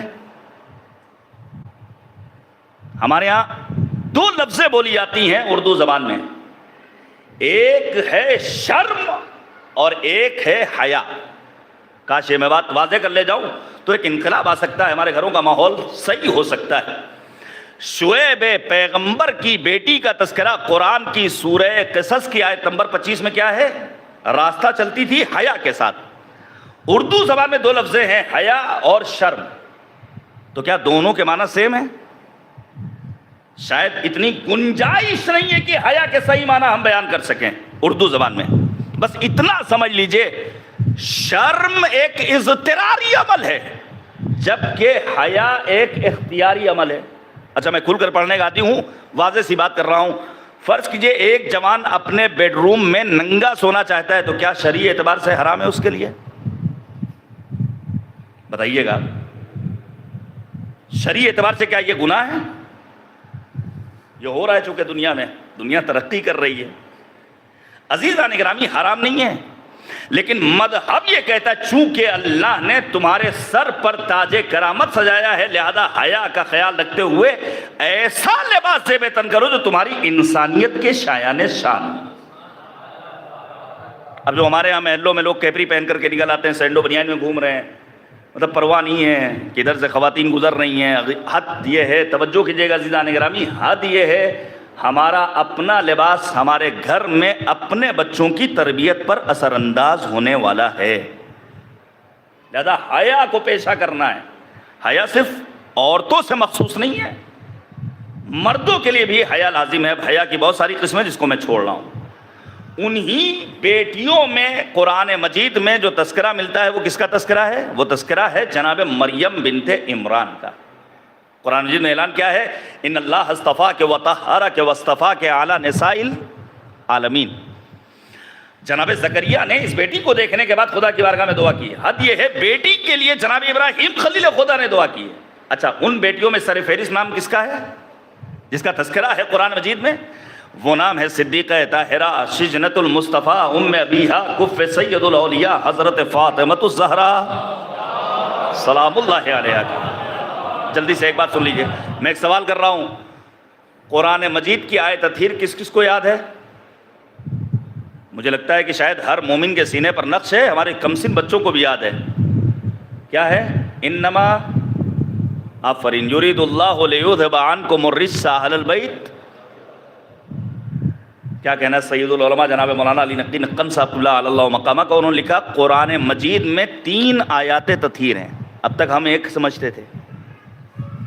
ایک آیت تطہیر ہے جناب صدیقہ طاہرہ اور اہل بیت پیغمبر کے لیے، جو ہم معمولاً سنتے ہیں اہل بیت کے لیے۔ پھر مولانا مرحوم کہتے ہیں کہ ایک آیت تطہیر ہے بیت کے لیے، ان طہر بیتی للطائفین والعاکفین والرکع السجود۔ لیکن مجھے کہنے دیجیے عزیزان گرامی، بیت اور اہل بیت کی طہارت میں فرق ہے۔ بیت کو طیب و طاہر کرنے کے بعد دنیا نے دیکھا کہ اس میں بت آ گئے، لیکن اہل بیت کی طہارت کی سند اللہ نے ایسے لی ہے کہ رہتی دنیا تک کوئی ان کے دامن پر گناہ کا ایک دھبا نہیں دکھا سکتا ہے۔ لیکن یہاں پر ایک جو خوبصورت فقرہ ہے وہ آپ کے سامنے پیش کرنا چاہتا ہوں۔ ایک طہارت ہے اہل بیت کی، ایک طہارت ہے بیت کی۔ سید العلماء کہتے ہیں ایک طہارت کا تذکرہ اور ہے، ایک آیت تطہیر اور ہے، وہ آیت تطہیر ہے جناب مریم کے لیے، ان اللہ اصطفاک وطہرک واصطفاک علی نساء العالمین۔ لیکن سوال، جو آیت تطہیر جناب مریم کے لیے ہے وہاں کلمہ طہارت صرف ایک بار طہرک، اور جو آیت تطہیر فاطمۃ الزہرا اور اہل بیت کے لیے وہاں کلمہ طہارت 2 بار، وَيُطَہِّرَكُمْ تَطْہِیرًا۔ پروردگارہ راز کیا ہے؟ عجب نہیں، آواز قدرت آئے، وہ مسل تو تم نے سنی ہے نا کہ ایک ایک ہوتا ہے، 2 11 ہوتے ہیں۔ شاید آواز قدرت ہے، اے میرے نادان بندے، چونکہ مریم کی آغوش میں ایک عیسیٰ کو پروان چڑھانا تھا لہذا ایک مرتبہ کلمہ طہارت کو استعمال کیا، فاطمۃ الزہرا کی آغوش میں 11 معصوموں کو پروان چڑھانا تھا لہذا 2 مرتبہ کلمہ طہارت کو استعمال کیا ہے۔ متاع حق و صداقت ہے فاطمہ زہرا، خدا کے دین کی عزت ہے فاطمہ زہرا، امیر ملک طہارت ہے فاطمہ زہرا، رئیس محفل عطرت ہے فاطمہ زہرا، طہارتوں میں پلی آیتوں میں کھیلی ہیں، علی ہیں 12 مگر فاطمہ اکیلی ہیں۔ صلوات بھیجیے گا بر محمد وآل۔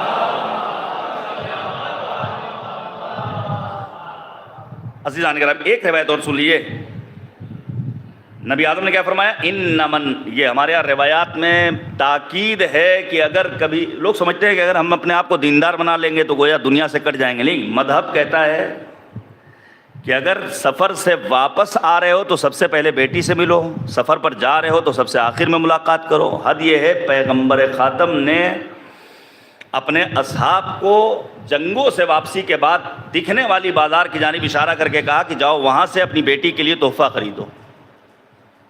یہ ہونا چاہیے ہمارے یہاں تحفے تحائف دینے کا سلسلہ رائج ہونا چاہیے۔ پیغمبر نے کیا فرمایا؟ ان من فرح ابنتن فکأنما اعتق رقبۃ من ولد اسماعیل، کیا عظیم فقرہ ہے. اب تو غلاموں کو خرید کر ان کو آزاد کرنے کا تصور نہیں رہا، لیکن یہ فرمان ہے کہ اگر کوئی شخص اپنی بیٹی کو خوشحال کرے گویا اس نے فرزندان اسماعیل میں سے کسی ایک غلام کو راہ خدا میں آزاد کیا ہے. کیا عظیم مرتبہ ہے. لہذا ہمیں اپنی بچیوں کا پاس و لحاظ رکھنا ہے. اب شہر قم کی اپنی عظمتیں، ان ساری چیزوں کو چھوڑتے ہوئے آ جاتا ہوں امام علی رضا کی جانب. البتہ اس سے پہلے ذرا سا سمجھنا چاہیے یہ کرامت لعامت کے مقابل میں ہے. کریم انسان اعلیٰ ظرف ہوتا ہے، جو لئیم ہوتا ہے وہ بس طینت ہوتا ہے. اور جب کبھی کریم افراد کی فہرست بنے گی تو اس میں سر فہرست نام آئے گا پیغمبر اور آل پیغمبر علیہ الصلوۃ والسلام کا. انہی کریم لوگوں میں ایک ذات ہے ہمارے اور آپ کے 8ویں امام حضرت امام علی رضا علیہ الصلوۃ والسلام. آپ سنیے گا امام علی رضا کی عبادی زندگی آپ پڑھیے، امام رضا کی سیاسی زندگی کا مطالعہ کیجئے، امام رضا کی قرآنی زندگی کا مطالعہ کیجئے. امام علی رضا کے بارے میں ملتا ہے کہ دوران سفر بھی اس دور میں آپ ہر روز 10 جز قرآن مجید کی تلاوت کرتے تھے. رجا ابن ابی ضحاک جو امام کو مدینے سے مرو لا رہا ہے، حکومت کا کارندہ ہے، اس کا بیان ہے کہ امام رضا نے دوران سفر مسلسل تاکید کی ہے کہ اول وقت نماز پڑھو. ہم بھی نماز پڑھتے ہیں، ہمارے جوان بھی نماز پڑھتے ہیں، الحمدللہ نماز کے تئیں بیداری آئی، لیکن کبھی کبھی ہم وسط وقت میں پڑھ لیتے ہیں، کبھی کبھی ہمارا وقت باقی ہے آخر وقت میں پڑھ لیتے ہیں. لیکن تاکید کیا ہے کہ اول وقت میں نماز پڑھی جائے. نماز ہی سے ملا ہے چراغ علم و یقین، یہی جلالت مذہب، یہی صباحت دین. نمازی نے دکھائے صداقتوں کے نگیں، یہی ادا ہے جو موقوف رنگ و نسل نہیں. اذا کا حسن دلیل کمال ہوتا ہے، نماز ہی سے مسلمان بلال ہوتا ہے. میں گزارش کروں گا، ہمارے بچپنے میں ایک اسٹیکر بہت جگہوں پر ہم نے لگا ہوا دیکھا ہے. ہمارے بچپنے سے مراد یہ کہ آج کی بات نہیں ہے، یعنی کم سے کم آپ کہہ سکتے ہیں 32 34 35 سال پہلے. وہ اسٹیکر کیا تھا؟ نماز پڑھو قبل اس کے کہ تمہاری نماز پڑھی جائے، ہے نا. اچھا جوانی کی عبادت کا کیا ہی کہنا ہے، بڑھاپے میں عبادت کا اپنا لطف ہے، لیکن جب ایک جوان خدا کی بارگاہ میں حاضر ہوتا ہے، اسی لیے بہت ساری جگہوں پر آپ کو تاکید ملے گی جب ایک جوان خدا کی بارگاہ میں عبادت کرتا تو یہ عبادت پروردگار کو زیادہ پسند ہے. ایک بوڑھا انسان خدا کی بارگاہ میں اگر توبہ کرے تو اس کی منزلت اپنی ہے، لیکن اگر ایک جوان خدا کی بارگاہ میں جانے کے بعد گناہوں سے مغفرت طلبی کرے تو پروردگار عالم کو ایسا جوان محبوب ہے اور پسند ہے. لہذا میں گزارش کروں گا اول وقت نماز کی ہمیں اور آپ کو اپنے آپ کو عادت ڈالنی چاہیے. اور اب تو نماز حتیٰ سنیے گا، نمازوں میں بھی جو نماز زیادہ اہمیت رکھتی ہے واجبات کے بعد وہ ہے نماز شب. اچھا ہمارے ہاں کیوں نہیں ہم پڑھتے ہیں؟ ذرا آپ نے وہ حدیث تو امام عسکری کی سنی ہوگی نا کہ ایک مومن کی 5 علامتیں ہیں. کیا کیا 5 علامتیں ہیں؟ التختم بالیمین، معاف کیجیے گا دائیں ہاتھ میں کڑا پہننا ایک مومن کی علامت نہیں ہے، انگوٹھی پہننا ایک مومن کی علامت ہے.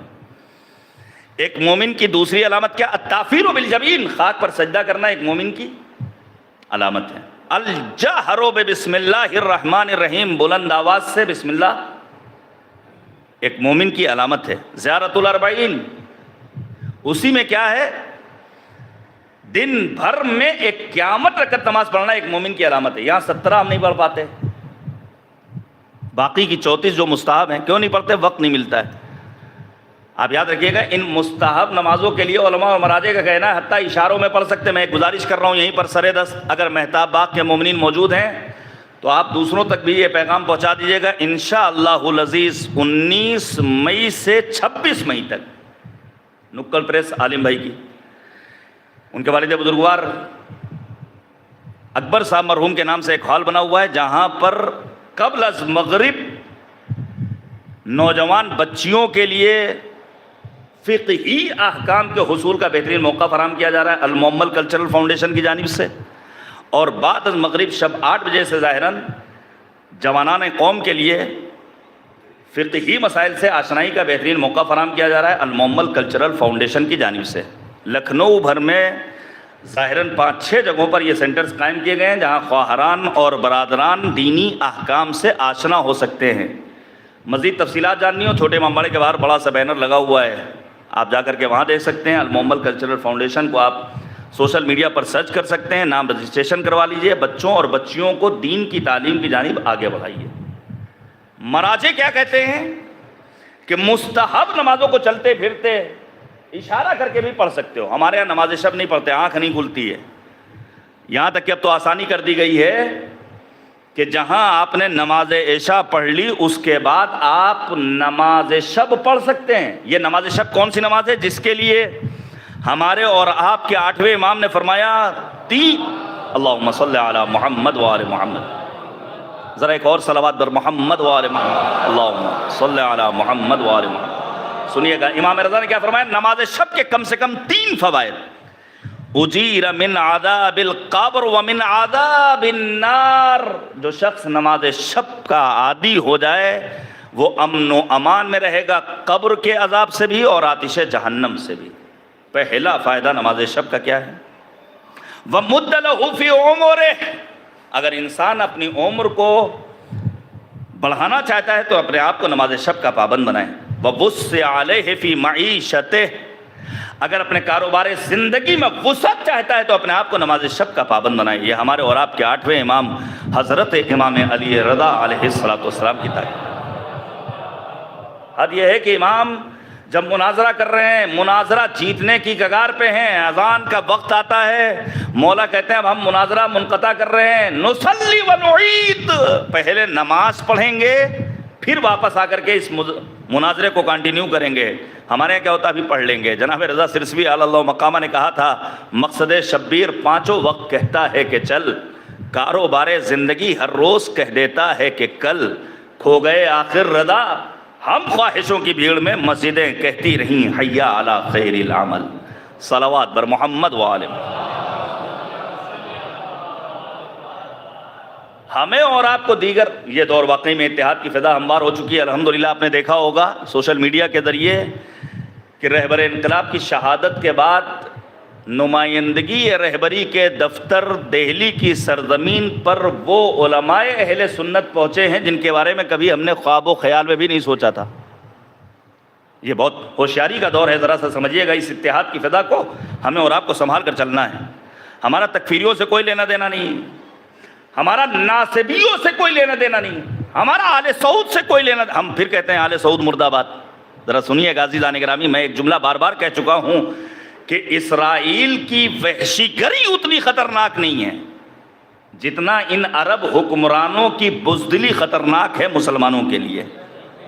توجہ کیجئے گا عزیزان گرامی، میں ایک جملہ کہنا، اس اتحاد کی فضا کو سمجھنا چاہیے۔ موجودہ دور میں جو ہماری اور آپ کی ذمہ داری ہے وہ ذمہ داری کیا ہے کہ ہم دیگر مکاتب فکر سے الجھے نہ، بلکہ ائمہ معصومین علیہم السلام کی علمی جلالت کو ان کے سامنے پیش کریں۔ ابھی امام رضا کی ولادت کی تاریخ آن پہنچی 11 ذی القعدہ۔ ہم یہ کہیں کہ اگر تمہارے بزرگوں میں کسی کے پاس ہمارے امام رضا جیسے علمی آثار ہوں تو لا کر دکھاؤ۔ امام رضا کے علمی آثار کیا ہے؟ فقہ الرضا، مسند الرضا، مکاتیب الرضا، عیون و اخبار الرضا، جا کر کے سرچ کیجئے اور ایک مرتبہ کم سے کم دیکھ لیجئے کہ امام علی رضا علیہ السلام کے یہ علمی شاہکار جو رہتی دنیا تک تشنگان علم کو سیراب کرنے کے لیے کافی و وافی ہیں۔ یہ امام رضا ہیں جنہوں نے کرامت کا درس دیا ہے۔ کرامت لیامت کے مقابل میں ہے۔ میں بہت ساری حدیثیں نوٹ کر کے لایا تھا کہ آخر انسان کریم کیسے بن سکتا ہے۔ مثال کے طور پر ایک کریم کی پہلی علامت کیا ہے؟ الکریم یرا مکارم افعالہ دینا علیہ یقضی۔ کریم کون ہوتا ہے؟ اعلیٰ ظرف کون ہوتا ہے؟ جو ہمیشہ حسن اخلاق کو اپنے اوپر قرض سمجھتا ہے۔ سنیے گا عزیزان گرامی، یہ حسن اخلاق بہت اہم ہے۔ کم سے کم اتنا معطر ہو تمہارا کردار، گھر سے نکلو تو پڑوسی کو بھی خوشبو آئے۔ حسن اخلاق کا مالک ہونا چاہیے انسان کو، ایک کریم کی پہلی علامت۔ پھر مولا فرماتے ہیں الکریم یشکر القلیل واللئیم یکفر الجزیل۔ کریم وہ ہوتا ہے جو کم نعمتوں پر بھی خدا کا شکر ادا کرتا ہے اور پس طینت کون ہوتا ہے جو عظیم نعمتوں کے بعد بھی کفران نعمت کرتا ہے؟ اچھا اللہ نے ہمیں اور آپ کو کتنی نعمتیں دے رکھی ہیں. ابھی ذرا سا ناک میں ایک چھوٹی سی پھنسی نکل آئے, کہیں دانت میں ہلکی سی تکلیف ہو جائے, کہیں آنکھ میں کوئی چھوٹا سا ایک اللہ کا پیدا کیا ہوا شاہکار چلا جائے, انگلی میں فریکچر ہو جائے, کہیں 2-4 مرتبہ کسی پیتھولوجی میں آنا جانا پڑ جائے, تب سمجھ میں آتا ہے کہ نعمتیں کتنی عظیم ہوتی ہیں. اسی لیے کہا گیا ہے اللہ کی ہر نعمت پر شکرانِ نعمت ادا کرو. اللہ نے کتنی عظیم نعمتیں ہمیں اور آپ کو دے رکھی ہیں. یہ ماں باپ کی نعمت کوئی چھوٹی نعمت ہے؟ کتنا شکر ادا کیا جائے اپنے ماں باپ کا, کہ آپ کا بڑا شکریہ کہ آپ نے ہمیں اس لائق بنایا ہے کہ ہم سماج میں عزت اور آبرو کی زندگی بسر کر رہے ہیں. ہمارے نام کے ساتھ ولدیت میں آپ کا نام لکھا جا رہا ہے. وگرنہ دنیا میں اس وقت کیا ہو رہا ہے؟ آپ چلے جائیے انگلش ممالک میں, جہاں یورپ کی سرزمین پر بچوں کا نام جب اسکول میں لکھا جاتا ہے تو باپ کے نام کے ساتھ نہیں لکھا جاتا, ماں کے نام کے ساتھ لکھا جاتا, چونکہ باپ کا پتہ ہی نہیں ہے. یہ مشرق ہے جہاں خانوادے کا نظام اللہ نے باقی رکھا ہے. اس پر ہم خدا کا جتنا شکر ادا کریں کم ہے. تو ایک مومن, ایک اعلیٰ ظرف انسان, ایک کریم انسان کی علامت کیا ہے؟ کہ ہمیشہ کم نعمتوں پر بھی خدا کا شکر گزار بندہ رہتا ہے.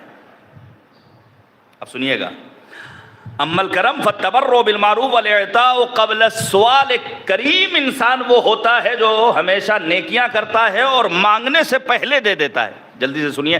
البتہ ہمارے سماج میں یہ بھی ایک برائی ہے. ماہ رمضان کا چاند فلک پر نمودار ہوتا ہے, فوراً NGOs, دینی ادارے, صاحبان خیر راشن کٹ بٹنا شروع ہو جاتی ہے, اور جس کو ضرورت ہے وہ بھی, جس کو نہیں بھی ضرورت ہے وہ بھی لائن میں لگ جاتا ہے. ہم جیسوں کے پاس بھی فون آتا ہے, مول صاحب ذرا سا سورس لگا دیجئے. سال کے 11 مہینے کیسے خرچ چل رہا تھا. یاد رکھیے گا, اللہ نے ہمیں اور آپ کو کریم بنایا ہے. لقد کرمنا بنی آدم, تاج کرامت اللہ نے ہمارے سر پر رکھا ہے. روایت سنیے گا, ہم اور آپ کن ہستیوں کے ماننے والے ہیں. روایت کہتی ہے سید الشہداء کے پاس ایک شخص آتا ہے اور آنے کے بعد کہتا ہے مولا کچھ چاہیے نہیں. ابھی کہنا ہی چاہتا تھا کہ امام حسین نے اس کی خدمت میں کاغذ قلم پیش کیا. سوال کر لوں, اتنا بڑا مجمع ہے ماشاءاللہ, پورا یہ باغ سکینہ بھرا ہوا ہے, اور باہر بھی میں سمجھتا ہوں اتنے نہیں تو کم سے کم 1/4 لوگ کھڑے ہوں گے جن کو توفیق نہیں فرش ادا پر آنے کی. کتنے ہیں جن کے پاس موبائل فون موجود ہے؟ سب کے پاس ہے نا. ہر آدمی, بوڑھا بزرگ جوان نوجوان, ہر آدمی کہے گا ہمارے پاس فون موجود ہے. دوسرا سوال, کتنے ہیں جن کی جیب میں قلم موجود ہے؟ ہاں, آپ کے پاس تو رہے گا ماشاءاللہ, آپ مسجد سے وابستہ ہیں. یعنی 1% شاید ایسے افراد ہوں جن کے پاس قلم. امام حسین نے ہم نے دیکھا ہے روایات معصومین میں ملتا ہے کہ اہل بیت میں بعض ہستیاں وہ ہیں جو اپنے کان کے پیچھے ایسے قلم لگائے رہتی تھیں. کیوں؟ علم کو فروغ دینے کے لیے. اچھا, ہم مجلسیں سنتے ہیں, کبھی کبھی کہتے ہیں وہاں مجلس بہت اچھی ہوئی, اور جب پوچھیں کیا پڑھا, یہ تو نہیں معلوم کیا پڑھا.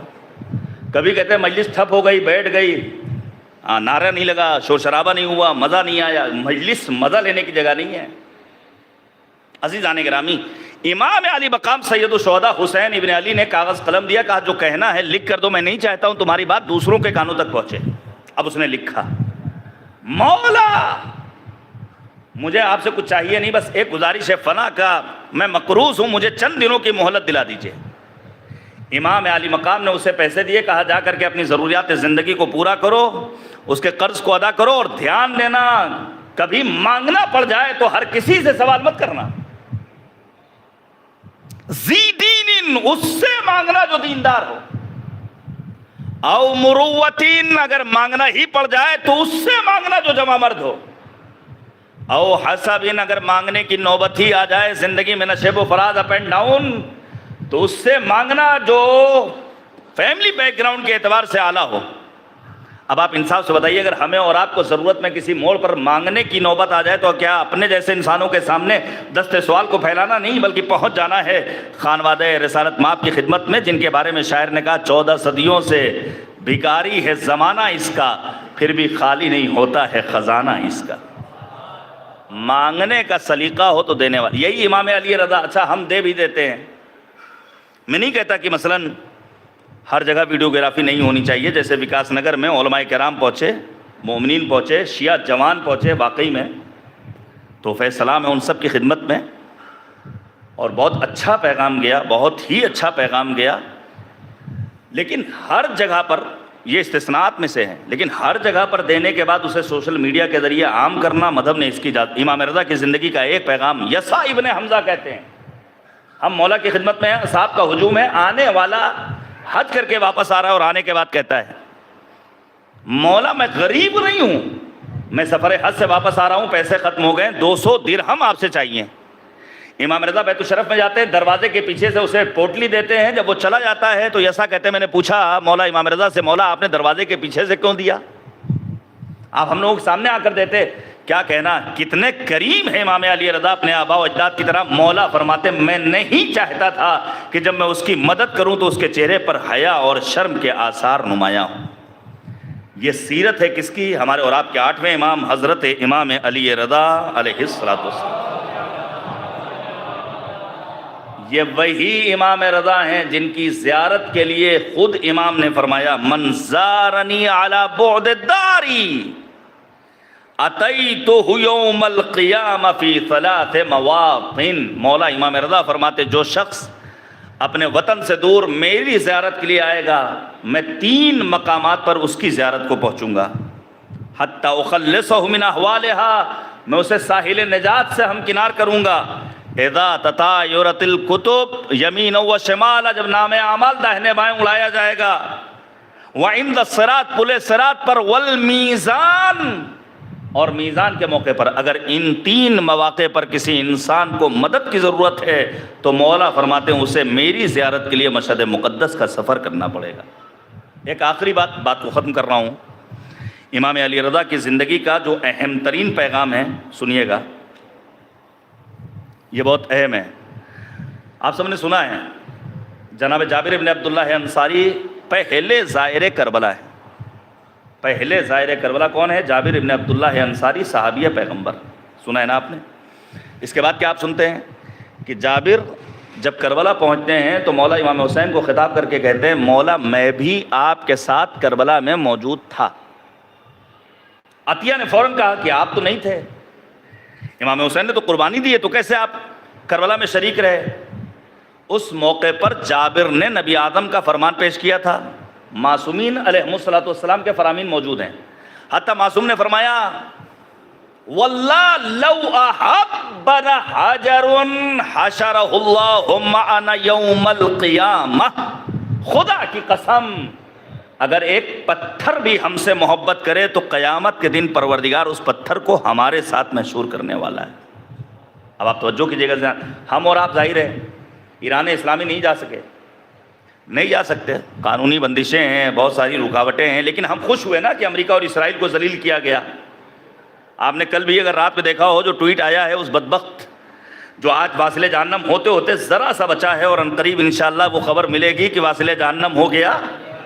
اس کے ٹویٹ کو آپ دیکھیے، کیا ایران نے ذلیل کیا، کوئی کسر نہیں چھوڑی ہے۔ ذرا آپ سوچئے گا، ایران اسلامی نے 1979 میں انقلاب اسلامی کی کامیابی کے بعد اس کم مدت میں اپنے آپ کو اس بام عروج پر پہنچا دیا جہاں عزتیں ہی عزتیں نظر آتی ہیں اور ان کے سامنے آنے والے ذلیلی ہی ذلیل نظر آتے ہیں۔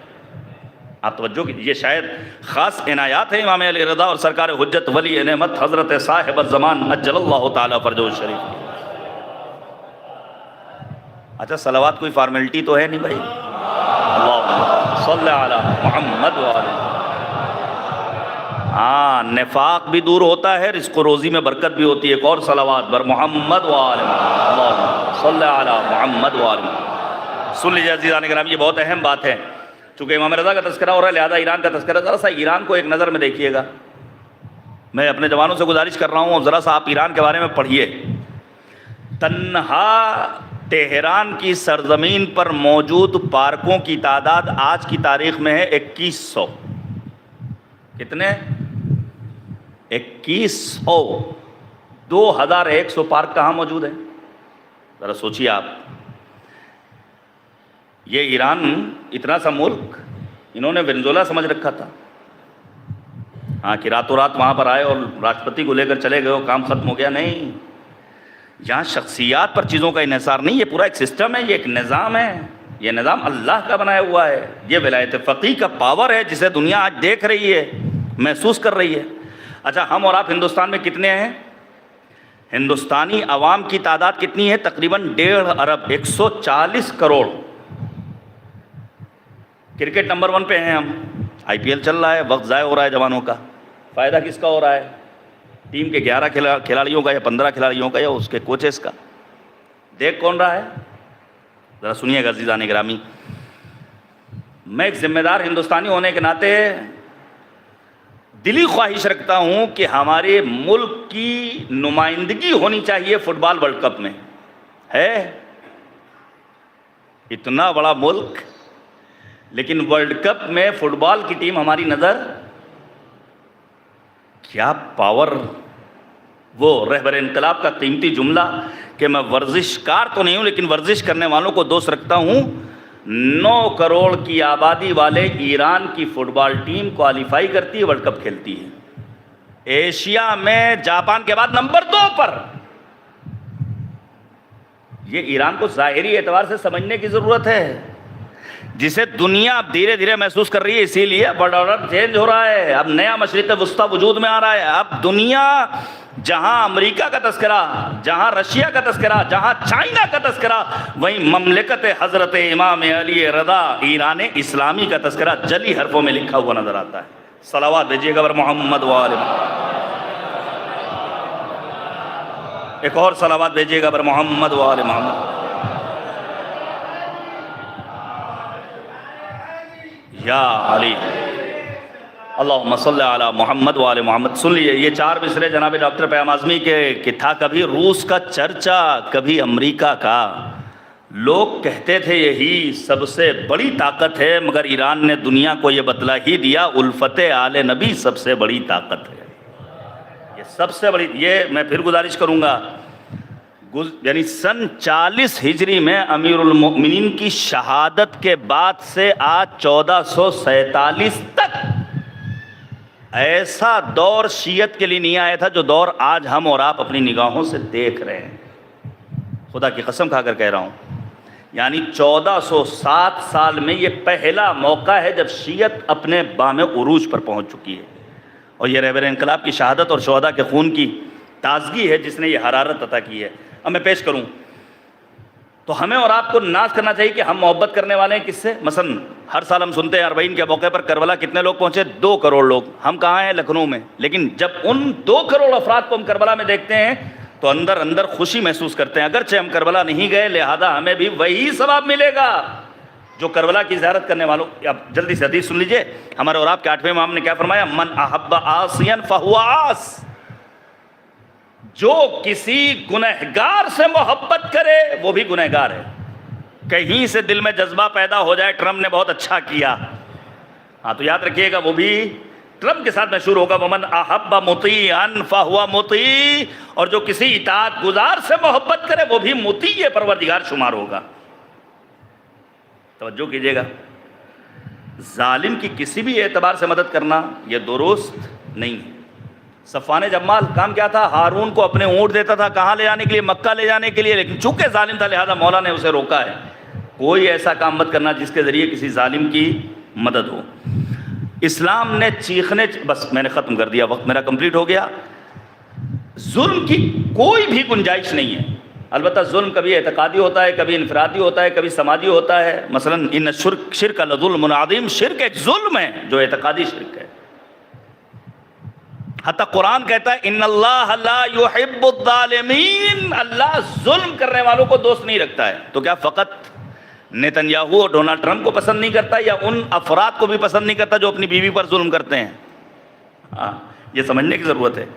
کبھی کبھی انسان کہتا ہے ڈونلڈ ٹرمپ مرد آباد, نیتن یاہو مرد آباد, اور اپنی بیوی اور بچوں پر ظلم کر رہا ہوتا ہے, اپنے ماں باپ پر ظلم کر رہا ہوتا ہے. یاد رکھیے گا ظلم ظلم ہے. چاہے وہ بدبخت ظلم کریں, چاہے ہمارے سماج کا, گھر خاندان کا کوئی انسان اپنے گھر والوں پر ظلم کرے, اہل محلہ پر ظلم کرے, بے گناہ پر ظلم کرے, ہر ظالم سے اظہار برات یہ ہمارا فریضہ ہے. قرآن کہتا ہے چیخنے چلانے کی ضرورت نہیں ہے, لیکن اگر کوئی تم پر ظلم کر رہا ہے تو ویسے ظالم کے خلاف صدائے احتجاج بلند کرنا تمہارا فریضہ. ان اللہ لا یحب اللہ الجہر بالسوء الا من ظلم. اللہ چیخ پکار کو پسند نہیں کرتا ہے، لیکن اگر کسی پر ظلم ہو تو ظالم کے خلاف صدائے احتجاج کو اللہ پسند کرتا ہے۔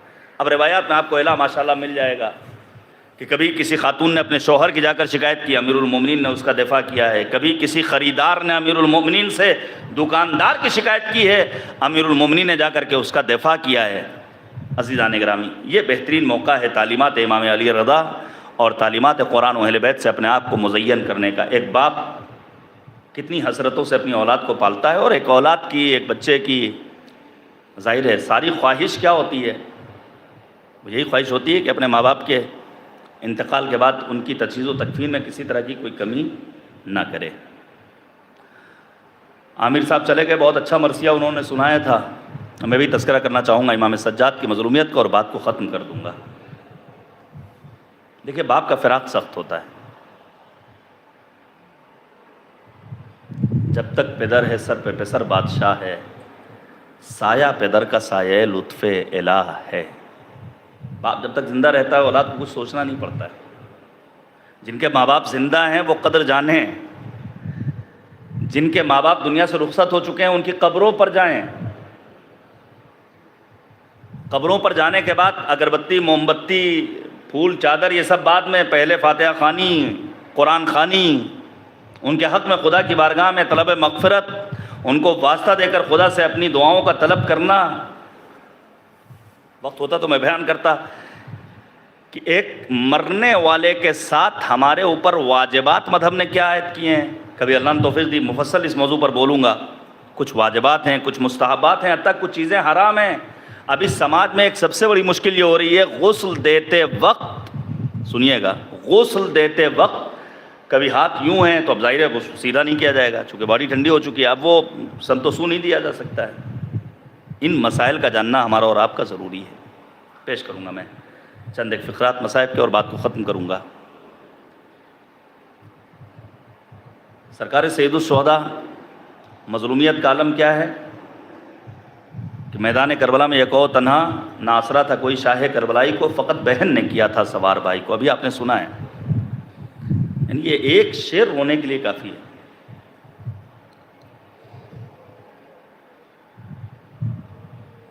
بعد شہادت امام حسین جس مظلومیت کو یاد کر کے اہل بیت نے سب سے زیادہ آنسو بہائے ہیں، وہ مظلومیت ہے امام حسین کی تشنگی کی، وہ مظلومیت ہے امام حسین کی پیاس کی۔ سنیے گا آپ، روایت کہتی ہے امام سید سجاد بعد شہادت امام حسین مدینے کے بازار سے گزر رہے ہیں، قصاب گوسفند کو ذبح کرنا چاہ رہا ہے، کسی کی نظر فرزند رسول پر پڑی، قصاب سے کہتا ہے کیا تم نے فرزند رسول سید الساجدین کو نہیں دیکھا؟ روایت میں لکھا ہوا ہے کہ اس قصاب نے گوسفند کو رہا کر دیا۔ امام سجاد اس کے پاس گئے اور جانے کے بعد کہتے ہیں بھائی ذبح کرنا تو اسلامی شریعت میں ہے، پیغمبر کی سنت ہے، ذبح کرنے میں کوئی مذائقہ نہیں ہے، لیکن اتنا بتا دے کیا تجھے ذبح اسلامی کے آداب کا علم ہے؟ وہ کہتا ہے فرزند رسول مجھے علم ہے۔ امام کہتے ہیں کیا ہے وہ ادب؟ قصاب کہتا ہے پہلا ادب یہ ہے کہ جانور کو اس وقت تک ذبح نہ کیا جائے جب تک اسے پانی نہ پلا دیا جائے۔ امام نے کربلا کا رخ کیا، کہا کتنا مظلوم تھا میرا بابا جسے میدان کربلا میں 3 شب و روز کا بھوکا پیاسا مارا گیا۔ اجرکم اللہ، خدا کوئی غم نہ دے سوائے غم اہل بیت اطہار کے۔ مولا کہتے ہیں دوسرا ادب کیا ہے؟ قصاب کہتا ہے مولا دوسرا ادب یہ ہے کہ ایک جانور کو دوسرے جانور کے سامنے ذبح نہ کیا جائے۔ امام نے کربلا کا رخ کیا، مولا کہتے ہیں کتنا مظلوم تھا میرا بابا کی سروتن میں جدائی ہو رہی تھی، بوبی زینب کھڑے ہو کر دیکھ رہی تھی، آواز دے رہی تھی پسر ساتھ تو کھڑا دیکھ رہا ہے، میرا ماجایا ذبح کیا جا رہا ہے۔ اجرکم اللہ، اجرکم اللہ، خدا کوئی غم نہ دے سوائے غم سید الشہداء ابو عبداللہ الحسین علیہ السلام کے۔ بس میں نے ختم کر دیا، خدا ان آنسوؤں کو رومال سیدہ میں جگہ دے۔ 2 جملے اور سن لیجئے۔ جب جناب منہال نے امام سجاد سے ایک جملہ کہا مولا کب تک گریا کیجیے گا، شہادت تو آپ کی میراث ہے، خدا ہماری غیرتوں کو سلامت رکھے، اس موقع پر امام سجاد نے بس ایک جملہ کہا تھا، اے منہال تم نے انصاف نہیں کیا، شہادت میراث ہے لیکن کیا ماؤں اور بہنوں کا بے مقنوں چادر کوفہ و شام کے بازار و دربار میں آنا بھی ہماری میراث؟ شاید یہی وجہ ہے جب لوٹا ہوا قافلہ مدینے پہنچا ہے تو زینب اولیاء مقام نے نانا کے مزار پر پہنچ کر بس اتنا کہا تھا، نانا بھرا کر اجڑ گیا، نانا ماجایا حسین میدان کربلا میں مارا گیا، نانا ہمیں دیار بدیار بے مقنوں چادر پھرایا گیا۔ یہ وہ زینب ہیں جنہوں نے میدان کربلا سے راہ ہوئے کوفہ و شام اور نبی کے مزار تک پہنچنے تک صرف اور صرف گریہ کیا ہے تو ماجائے حسین پر گریہ کیا۔ لیکن یہی زینب جب اپنے گھر میں پہنچتی ہیں، حجرہ کھولتی ہیں، دیکھتی ہیں، اب اولو محمد کو یاد کر کے گریہ کیا ہے۔ جب عبداللہ نے ماجرہ پوچھا، جناب زینب نے واقعہ کربلا کو بیان کیا، عبداللہ بے ہوش ہو گئے، دست ادب کو جوڑ لوں گا، اے عبداللہ ابن جعفر فقط سنا تو برداشت نہ کر سکے، ذرا زینب کے دل سے پوچھئے 70 قدم کے فاصلے سے ماں جائے حسین کے سر و تن میں جدائی دیکھتی رہیں، راہ کوفہ و شام کی صحبتوں کو برداشت کر کے زینب اپنے آپ کو مدینے پہنچاتی ہیں۔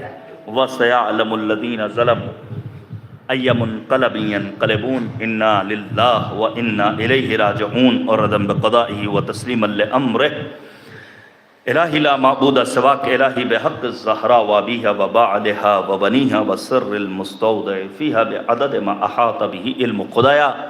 ہماری اس عبادت کو قبول فرما، ہماری ناسوؤں کو رومال سیدہ میں جگہ کرامت فرما۔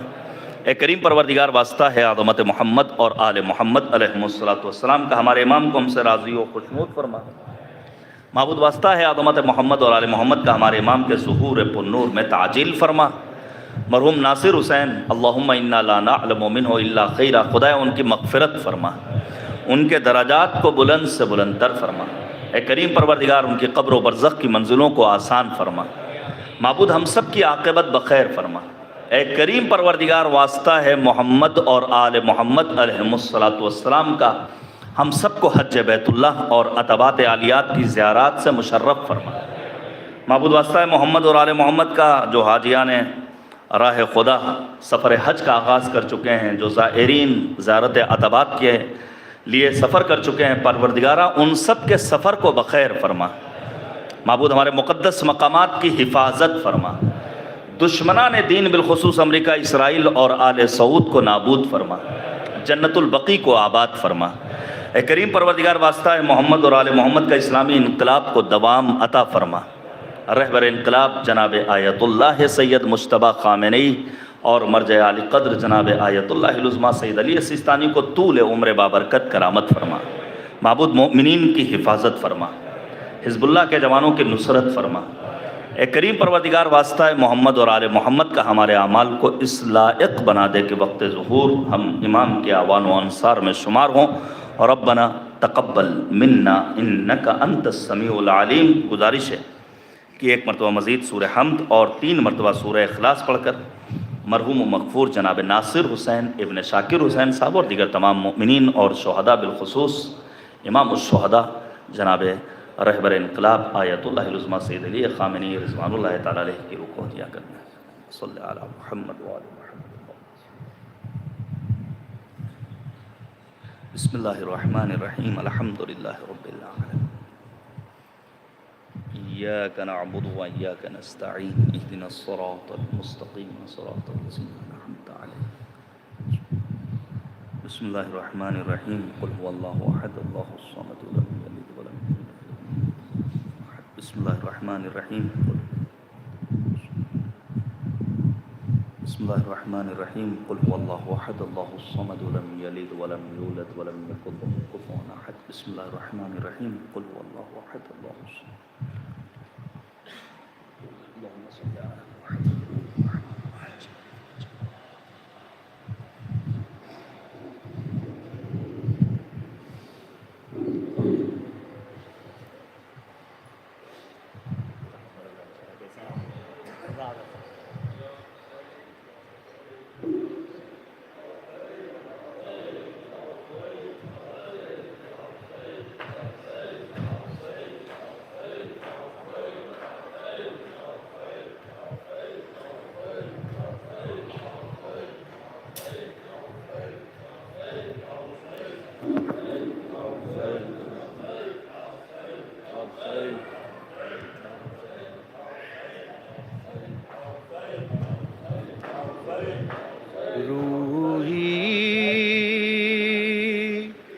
لک الفدا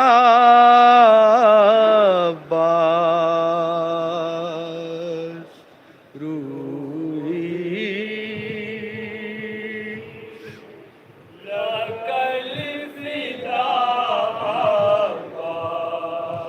واجب تیری ولا عباس روحی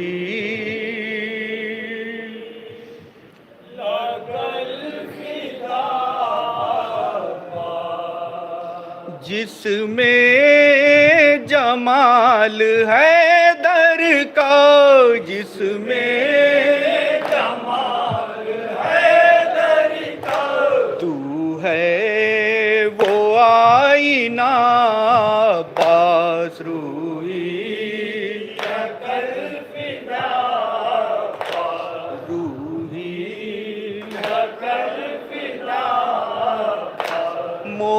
موجز نمائی ہے تیری موجز نمائی ہے تیری ہر درد کی دوا عباس روحی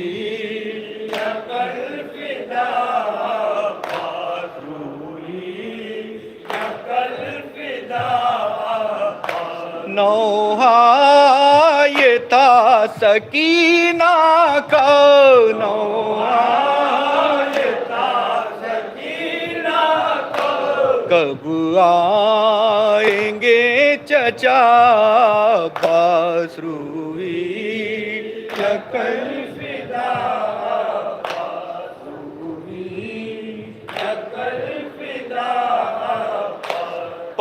پردیس میں کمر ٹوٹی پردیس میں کمر ٹوٹی بن جاؤ آسرا عباس روحی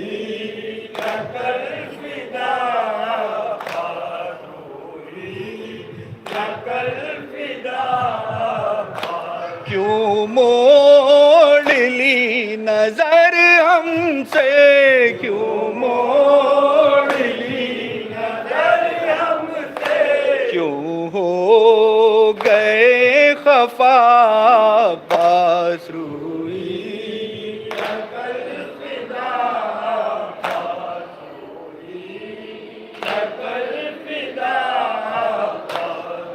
لاشیں پشاہ کہتے تھے لاشیں پشاہ کہتے تھے کیا تم کو ہو گیا عباس روحی